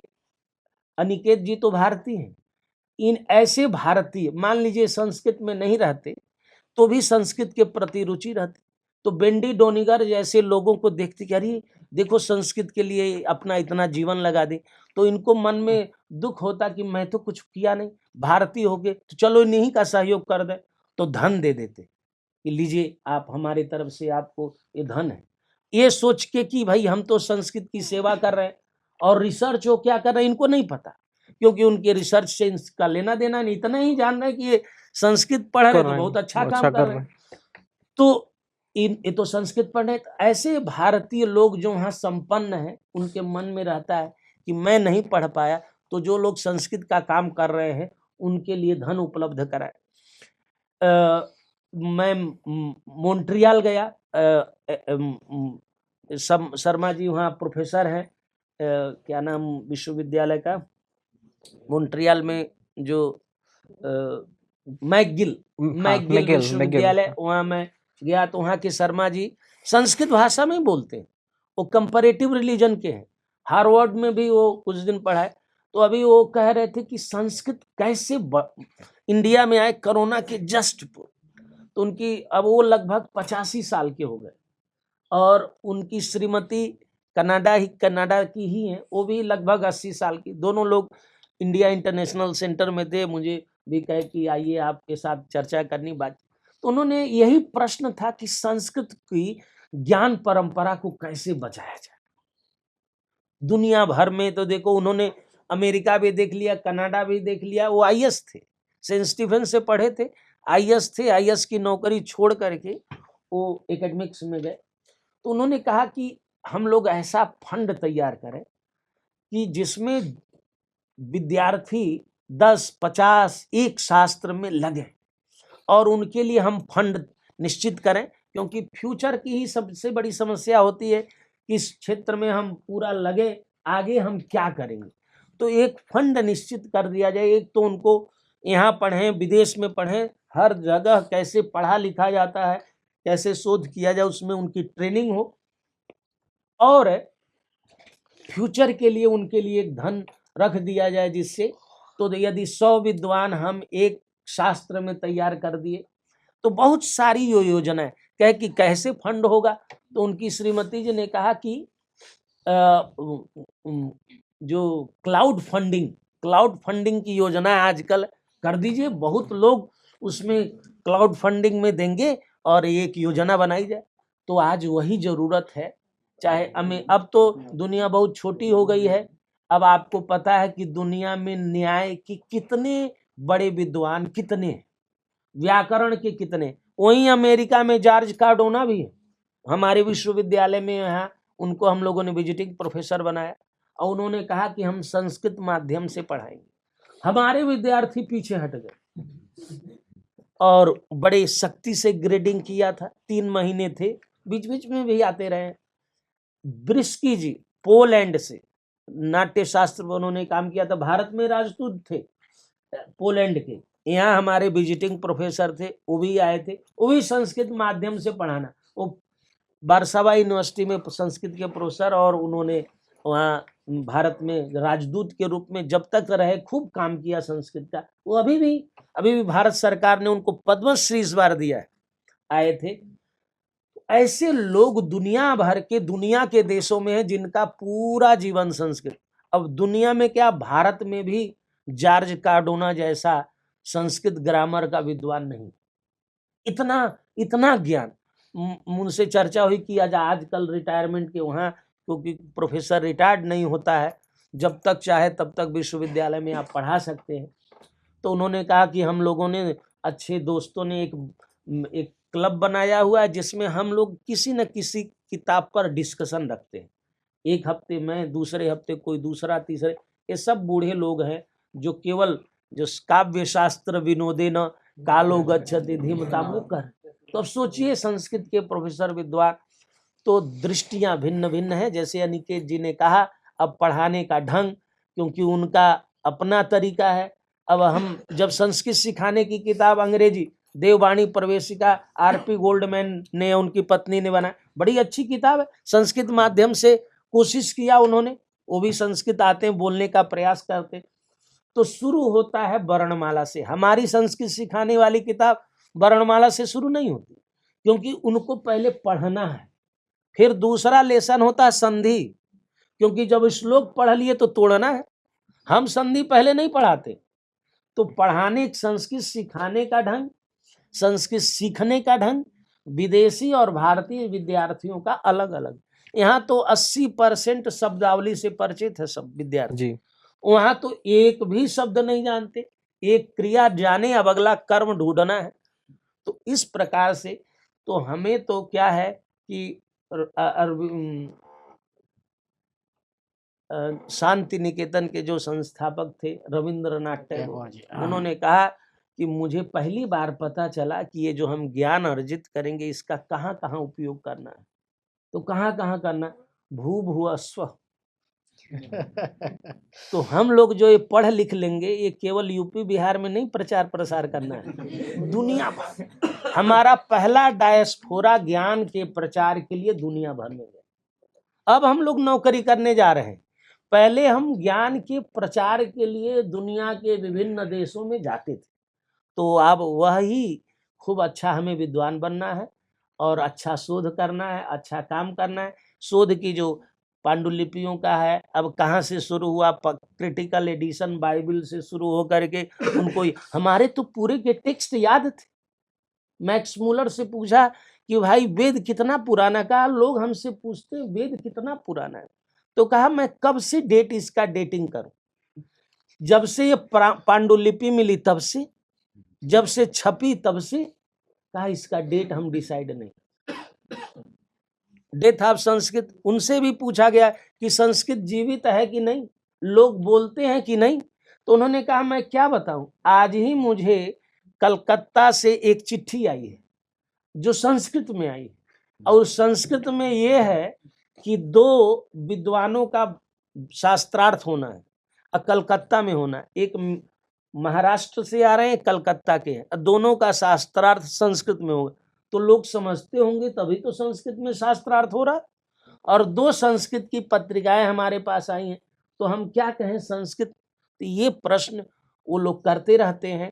ग्रीक, लैटिन, यहाँ बहुत सारे कैजुअल स्टूडेंट फ्रांस से आते थे। अभी कोरोना के काल ये सब बंद हो गया, तो एक फ्रांस से 3 लड़कियां आई थी, तो कोर्स हमारा ली थी। तो उन्होंने, हमने पूछा भाई तुम वहाँ क्या पढ़ी हो, तो सर हमने ग्रीक और लैटिन में योग्यता अर्जित की। अब सोच रहा हूँ थोड़ा संस्कृत भी पढ़ूं, इसलिए 6 महीने के लिए कैजुअल स्टूडेंट के आने की प्रणाली जेएनयू में थी। तो इस प्रकार से भाषाओं का अध्ययन, संस्कृत, जब लिंग्विस्टिक्स तो कोई विषय ही नहीं था। ये तो संस्कृत और ग्रीक लैटिन को एक साथ जब समझा गया विलियम जोन्स ने, तब comparative philology, comparative historical linguistics, इस प्रकार से इस विषय का ही जन्म हुआ है। तो ऐसे भिन्न हम, यह हमारी कमी है कि हम अच्छे विद्वान नहीं बन पा रहे, शास्त्र ज्ञान नहीं। अब हम दूसरे को कब तक कहें कि ये लोग खराब किए, उनका अब दोष नहीं। जिसकी जाकी भावना जैसी होती है वैसा अपना व्याख्यान करता लिखता है, उसको तो हम रोक नहीं सकते। हमें अपना अच्छा ज्ञान अर्जित करना है। पठनात् पाठनात् प्रचारात् व्यवहारतः रक्षिष्यामि प्रयत्नेन स्वीयं सारस्वतम निधि। ये हम लोगों का दायित्व है कि नाट्यशास्त्र हो, अर्थशास्त्र हो, जो भी हमारे भिन्न भिन्न शास्त्र, अष्टादश विद्याएं हो, चतुर्दश विद्याएं हो, 24-50 इतनी विद्याओं की लिस्ट है। कम से कम 5-5, 10-10 विद्वान तो तैयार हो जाए भारत में। इतने ग्रंथ हैं जिनके अनुवाद नहीं है अच्छे, न हिंदी अनुवाद, न अंग्रेजी अनुवाद, न उसके अच्छे क्रिटिकल एडिशन। तो उन सब काम को हमें करना है, कोई दूसरे देश से आके करने वाले लोग नहीं हैं। इसीलिए वहाँ भी कुछ लोग अच्छे होते हैं। जैसे कोलंबिया में क्ले लाइब्रेरी शुरू हुई। क्ले कौन थे? एक क्ले टाइटल है, जो मिट्टी का बर्तन बनाते हैं। ये टाइटल है उनकी, Potter. Potter, Karl H Potter. पूरा जिंदगी वाशिंगटन यूनिवर्सिटी के प्रोफेसर थे, पूरी जिंदगी लगा दी और इंसाइक्लोपीडिया ऑफ इंडियन फिलोसफीज पर काम किया। तो क्ले जो थे उन्होंने ऑक्सफोर्ड यूनिवर्सिटी से ग्रेजुएशन किया था, उसमें उन्होंने संस्कृत भी लिया था, लैंग्वेज, और बहुत बिजनेस, बड़ा बिजनेस किया। उनकी पत्नी भी अभी भी जीवित हैं दोनों।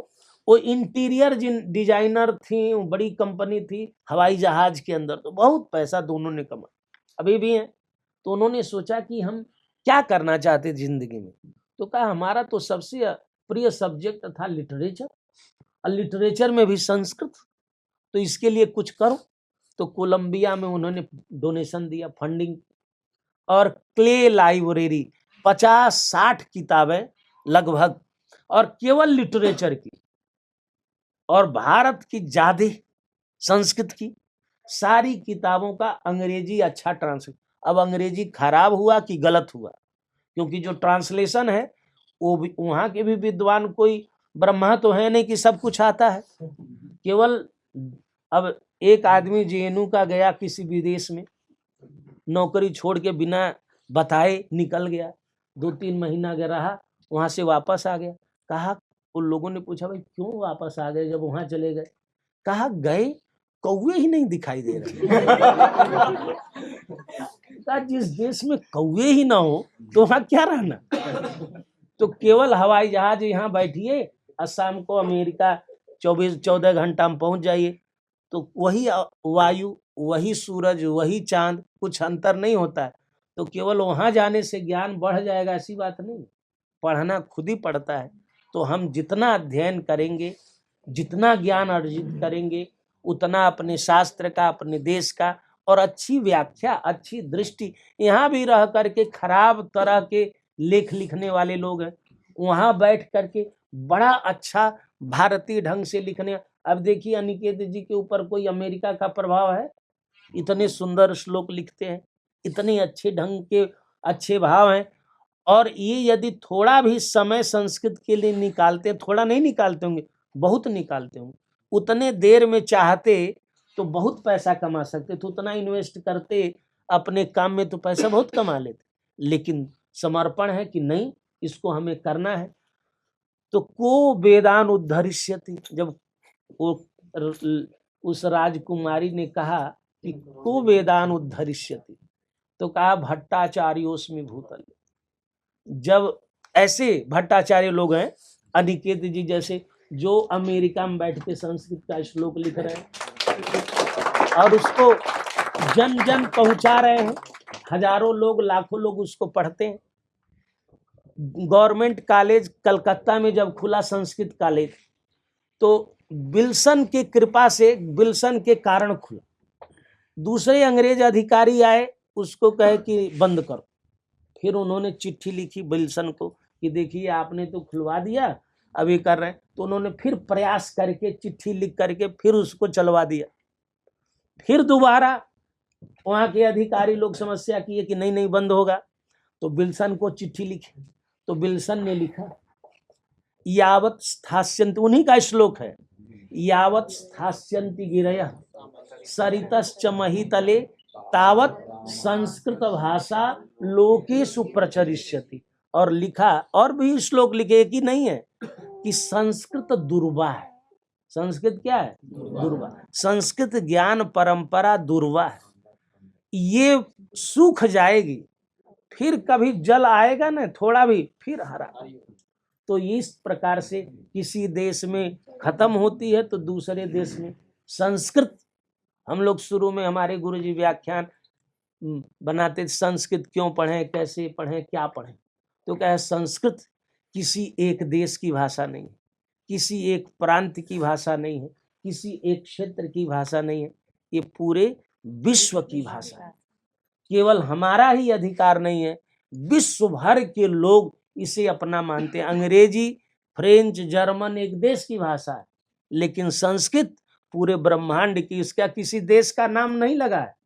और संस्कृत पढ़ने वाले, लिखने वाले किसी एक देश और एक समाज से ही जुड़े। यत्र विश्वम भवत्येकनिडम कृण्वन्तो विश्वमार्यम, सबको श्रेष्ठ बनाना है, सबको योग्य बनाना है। इसीलिए पूरे वैश्विक परिप्रेक्ष्य में हमें काम करना, पढ़ना, लिखना, सिखाना और दुनिया भर में इस ज्ञान धारा को प्रकाशित करना। मनुस्मृति के पहला श्लोक पूछा, ये भाई किसके लिए लिखा जा रहा मनु, तो सर्वस्यास्य तु सर्गस्य, संपूर्ण सृष्टि के लिए। और संस्कृत पढ़ के करेंगे क्या, टीचर बनना, तो वही मनु ने लिखा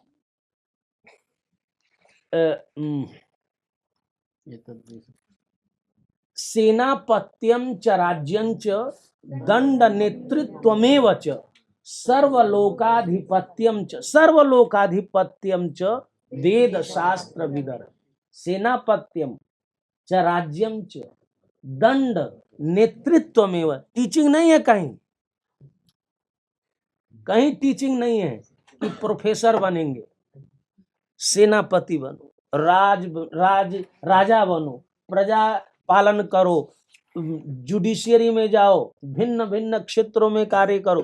सर्वलोकाधिपत्यम च, अब सर्वलोकाधिपत्य क्या है, तो वर्ल्ड बैंक में जाओ, WHO में जाओ, IMF में जाओ, वहां से पूरे दुनिया भर की पॉलिसी, नेतृत्व, ये वेद शास्त्र विद रहती। तो हमारे पढ़ लिख कर दायरा बहुत व्यापक है और एक से एक लोग इसमें लगे हुए हैं। एक इंटरव्यू आया, आप अर्थशास्त्र के हैं, मोन्टेग सिंह अहलुवालिया, ये हमारे योजना आयोग के अध्यक्ष थे, बहुत बड़े अर्थशास्त्री, उनकी पत्नी भी अर्थशास्त्री, वो भी बहुत उत्कृष्ट, दोनों कलकत्ता में पढ़े लिखे। तो उन्होंने कहा कि मेरे 2 प्रिय सब्जेक्ट थे, इकोनॉमिक्स और संस्कृत, और मैं संस्कृत मेरा नंबर 1 था, मैंने संस्कृत में ज्यादा रुचि थी। लेकिन मेरे फादर ने कहा कि देखो कैरियर की दृष्टि से इकोनॉमिक्स करो, और संस्कृत तो कहा उन्होंने, कैरियर की दृष्टि से मैंने इकोनॉमिक्स तो ले लिया, लेकिन संस्कृत से प्रेम मेरा कभी नहीं है। और आज भी मैं संस्कृत, तो आजकल भारत में जितने इकोनॉमिक्स वाले हैं, जैसे अभी विवेक देव राय हैं, दूसरे एक और सान्याल जी हैं, ये सब लोग प्रधानमंत्री के आर्थिक एडवाइजरी कमेटी के सदस्य, सब पढ़ रहे हैं संस्कृत। तो हमें इनको करना है, हम तो लोग संस्कृत के ही मुख्य रूप से पढ़ रहे हैं, लेकिन विभिन्न शास्त्रों के पढ़ने वाले दुनिया भर में पढ़, और जो पढ़ेगा वो बढ़ेगा। ये कोई छोटा मोटा काम नहीं है, कोई टैबलेट नहीं कि खा लिया और आ जाएगा। संस्कृत में श्लोक लिखना छोटी मोटी बड़ी कम बात नहीं है, कितना मेहनत किया होगा अनिकेत जी ने, तब उसमें गति हुई होगी। तो बहुत सुंदर व्याख्यान किया, और इसका आयोजन शर्मा जी ने किया। शर्मा जी इतने बड़े कवि हैं, लिखते रहते हैं, दिन भर लिखते रहते हैं, और इस प्रकार से यह बहुत अच्छा आयोजन रहा है। आप यहाँ आए और दुनिया भर में इस काम को आगे बढ़ाना है कि दुनिया भर के लोग श्लोक लिखें, संस्कृत बोले। हमारे गुरुजी ने संस्था बनाई, सार्वभौम संस्कृत प्रचार संस्थान, सार्वभौम। तो कर्ण सिंह ने पूछा कि पंडित जी आपने 1935 में संस्थान बनाया, कि पंडित जी आपने संस्था का नाम तो रख लिया सार्वभौम संस्कृत प्रचार संस्था, कैसे करेंगे, कैसे दुनिया भर में जाएंगे? तो उन्होंने कहा कि अब प्रयास करेंगे। कहा नहीं, आप हमारे घर रहिए 10-15 दिन, हम यहीं चाणक्यपुरी में रहते हैं, यही दुनिया भर के दूतावास हैं। आप एक एक दूतावास में जाइएगा, एक एक दिन आप समझिएगा कि एक देश के दूतावास में गए तो एक देश में संस्कृत का प्रचार हो गया। इतना एक एक लोगों ने अपना पूरा जीवन लगा दिया इस कार्य को करने में। तो हम लोग तो इतने अच्छे विश्वविद्यालय में इतना अच्छे ढंग से पढ़ने का अवसर मिला है और हम किसी से कम नहीं। ये बोध के साथ, ये आत्मविश्वास के साथ जब आप आगे बढ़ेंगे तो बहुत बड़ा उत्कर्ष होगा भारत का, हमारी ज्ञान परंपरा का और हमारी संस्कृति का। हमारे डॉक्टर विजेंद्र सिंह जी व्याकरण शास्त्र में परिनिष्ठित, पूरी अष्टाध्यायी इनको कंठस्थ है, पूरा गुरुकुल प्रणाली से पढ़े हैं। उस गुरुकुल के विद्यार्थी हैं जिसमें रामदेव जी ने पढ़ा। रामदेव जी के जो गुरु हैं वो भी इनके गुरु हैं।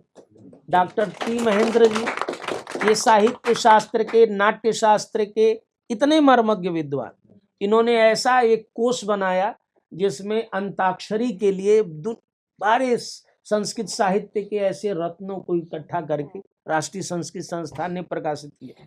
दुनिया भर में या भारत में जितना भी ये डाक टिकट, किसी भी प्रकार का संस्कृत से संबद्ध कोई भी डाक टिकट या किसी विद्वान की स्मृति में, उस सब का संकलन किया, उसका विश्लेषण किया, वो भी राष्ट्रीय संस्कृत संस्थान ने अनेक योजना। तो साहित्य शास्त्र, नाट्य शास्त्र में मर्मज्ञ शर्मा जी व्याकरण। तो इस प्रकार से हम सभी लोग, और आप इतने योग्य विद्यार्थी, हमारे विद्यार्थी बड़े योग्य हैं, क्योंकि ये भारतवर्ष के अखिल भारतीय स्तर पर परीक्षा होती है। 600-700 विद्यार्थी बैठते हैं, जिसमें से हम 30, 40, 50 विद्यार्थी का चयन करते हैं। वो आजकल 60 हो गया है कुछ, क्योंकि एक नंबर बराबर आ जाने वाले भी बहुत होते हैं। तो इस प्रकार से भी भारत के छठे छठाए विद्यार्थी, और इनकी उपलब्धि ये है कि यूजीसी इतनी बड़ी परीक्षा होती है, उसमें 90% हमारे विद्यार्थी एमए करते ही उनको ये स्कॉलरशिप मिल जाती है। भारत के किसी भी विश्वविद्यालय में सिलेक्शन हो रहा हो तो इनका ही सिलेक्शन, और इलाहाबाद में हुआ एक साथ 12-13 विद्यार्थी, आयोग में होता तो इतने विद्यार्थी। तो ये दुनिया के किसी विश्वविद्यालय में जाएं, पढ़ें, पढ़ाएं तो इनका, क्योंकि इनको तो हम यही कहते भाई लखनऊ से दिल्ली आ गए, अब दिल्ली से लखनऊ थोड़ी जाना है, पुनर्मुसको भाव थोड़ी होना। अब यहाँ से तुम लंदन जाओ, कहीं आगे जाओ, दूसरे देश में जाओ, प्रचार प्रसार करो। तो ये बड़े उत्कृष्ट हैं और ये बड़ा अच्छा अवसर मिला कि आप यहाँ आए। इस वर्ष स्वतंत्रता का अमृत महोत्सव मनाया गया था, उस पर उत्तर प्रदेश संस्कृत संस्थान के द्वारा एक पुस्तक प्रकाशित होने वाला है, कुछ विलंब है उसमें, स्वातंत्र रसायनम करके। उसमें भारतवर्ष के सभी कवियों से को आमंत्रित किया गया था, तो मुझे बताया गया है कि यह भी उसमें प्रकाशित होगा। तो यह है श्री भारतेश्वरी स्तोत्रम। जैसे आपने सुना होगा महिषासुरमर्दिनी स्तोत्र, उसी छंद में, उसी लय में लिखा गया यह भारत माता की ये वंदना है। तो मैं यहाँ पर आपके सामने यह प्रस्तुत करता हूँ। श्री भारतेश्वरी स्तोत्रम। अयि गिरिराज किरीट विभूषिणी वारिधि सेवित धौत पदे। अयि गिरिराज किरीट विभूषिणी वारिधि सेवित धौत पदे। जनगण मानस धाम विहारिणी कानन शैल विहार रते। मुनिवर वंदित सैन्य सुरक्षित दैन्य निवारिणी पुण्यधरे। जय जय भारत राष्ट्र जनेश्वरी पावन मेदिनी देवनुते। जय जय भारत राष्ट्र जनेश्वरी पावन मेदिनी देवनुते। अयि नवकेशर कुमकुम रंजित दीप्त समुन्नत भाल धरे। अयि नवकेशर कुमकुम रंजित दीप्त समुन्नत भाल धरे। सुरतटिनी जल मौक्तिक हार सुशोभित कंबुक कंठ तले। सुरभित पुष्प पराग परिष्कृत पुष्कर पल्लव पुंज पटे। जय जय भारत राष्ट्र जनेश्वरी पावन मेदिनी वीरनुते। जय जय भारत राष्ट्र जनेश्वरी पावन मेदिनी वीरनुते। अय्यति योग विवर्धिनी भोग विधायिनी लौकिक रोग हरे। त्रिविध समीरण विल्लित वैदिक होमज धूम सुवासरते। प्रतिकणिकालय वासरते सुविकासरते मृदुहासरते। जय जय भारत राष्ट्र जनेश्वरी पावन मेदिनी लोकनुते। अयि रघुवंश शिरोमणि पार्थिव पालित शाश्वत राष्ट्रधरे। यदुकुलनाथ करच्युत मंजुल गोरस पान रसज्ञवरे। कुरुकुल संयुग शौर्य यशो गुण संघ महास्वन गानरते। जय जय भारत राष्ट्र जनेश्वरी पावन मेदिनी भूपनुते। आगे कुछ लंबा है, कुछ ही अंश में यहाँ अब कुछ सुना देता हूँ। अयि पुरपत्तन खेटक कानन पर्वत कंदर वासरते। मुनिगण पर्ण कुटीमुपगम्य महीपति शेखर पीठ गते। शुकपिक वृंद निनादरते नीलताल तरंगित नृत्यरते। जय जय भारत राष्ट्र जनेश्वरी पावन मेदिनी सर्वनुते। अयि कनकाचल श्रृंग निवासिनी निर्धन वेश्म विलासरते। वसन विहीन विषण्ण विलोचन संभृत मान विशाल बले। शिशुवदन स्थित केलि समुत्थित सोम सुधामय भासरते। जय जय भारत राष्ट्र जनेश्वरी पावन मेदिनी निस्वनुते। अब इस श्लोक में वंदे मातरम का कुछ भाव मैंने समाहित किया है। अयि शतकोटि सुतादिक पालिनी लक्ष्य भटाधिप सैन्य धरे। द्विगुणित बाहु धृतोद्धत शस्त्र सुरक्षित दुर्गम दुर्ग धरे। अमित जनाश्रय दान परे करुणामृत पूरित कुंभधरे। जय जय भारत राष्ट्र जनेश्वरी पावन मेदिनी विश्वनुते। जय जय भारत राष्ट्र जनेश्वरी पावन मेदिनी विश्वनुते। बस एक दो श्लोकों के साथ समाप्त करूंगा। अयि शुभदे जननि त्रिदशालय राजसमीहित रेणुलते। मिलित विहंगम कूजित निर्जर पूजित मोक्षदतोयलते। मम जनि भूः पितृभूः प्रिय भूशुचि भूकृति भूर्गति भूर्वसुदे।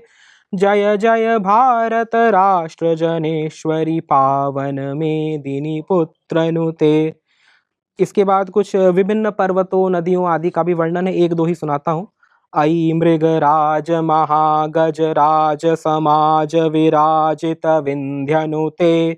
अयि मृगराज महागज राज समाज विराजित विंध्यनुते।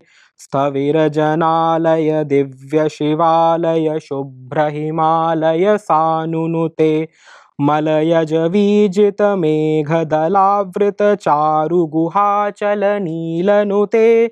जय जय भारत राष्ट्र जनेश्वरी पावन मेदिनी शैलनुते।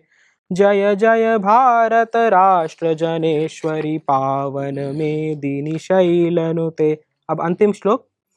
इह विरमामि रमे प्रणमामि रमे तव कीर्ति निकुंज वने। इह विरमामि रमे प्रणमामि रमे तव कीर्ति निकुंज वने। यदि न जपामि सुनाम नयामि शमं कथयाम्यनृतं न शिवे। अयि रसनाबलमेव दयामयि देहि च मे चरते भुवने। जय जय भारत राष्ट्र जनेश्वरी पावन मेदिनी भक्तनुते। जय जय भारत राष्ट्र जनेश्वरी पावन मेदिनी भक्तनुते। इत्येवं जब राष्ट्रभक्ति की बात आती है तो मैं 2 श्लोक मैं भी सुना देता हूँ आपको। स्वतंत्रता का अमृत महोत्सव जी, और बिल्कुल सुरक्षित और बिल्कुल नए पद्य हैं ये। विभिन्न धर्माश्रित भारतस्य में, विभिन्न धर्माश्रित भारतस्य में प्रियस्य देशस्य महायशस्विनः। विभिन्न धर्माश्रित भारतस्य में प्रियस्य देशस्य महायशस्विनः प्रतीयतेयं नवकीर्तिमानः स्वतंत्रताया अमृतोत्सवः शुभः। अहो समेषां हृदये निवासिनः सुभारतस्यास्य मनोहर प्रियः। अमृत महोत्सव को ही लेकर के लिखा है जी। अहो समेषां हृदये निवासिनः सुभारतस्यास्य मनोहर प्रियः सुशोभतेयं परमोज्ज्वलो नवः स्वतंत्रताया अमृतोत्सवः शुभः। नवीन शक्त्याशः पूर्ण साधनो विशाल राष्ट्रस्य मनोरमः प्रिये। कश्चित् स्वकीयां प्रियां वदति नवीन शक्त्या सह पूर्ण साधनो विशाल राष्ट्रस्य मनोरमः प्रिये सुदृश्यते यन् नवचेतनामयः स्वतंत्रताया अमृतोत्सवः शुभः। बस एक श्लोक और सुनाऊंगा। जनेषु राष्ट्रस्य विशाल भूमिकः, जनेषु राष्ट्रस्य विशाल भूमिकः स्वतंत्रता शोभित चारुतायुतः। जी। जनेषु राष्ट्रस्य विशाल भूमिकः स्वतंत्रता शोभित चारुतायुतः प्रतीति मायाति विशेषतावृतः, प्रतीति मायाति विशेषतावृतः स्वतंत्रताया अमृतोत्सवः शुभः।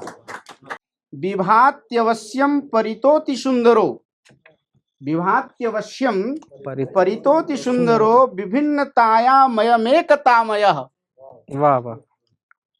विभात्यवश्यं परितोति सुंदरो विभिन्नतायामयमेकतामयः अखंडताया परमोपदेशकः स्वतंत्रताया अमृतोत्सवः। बहुत साथ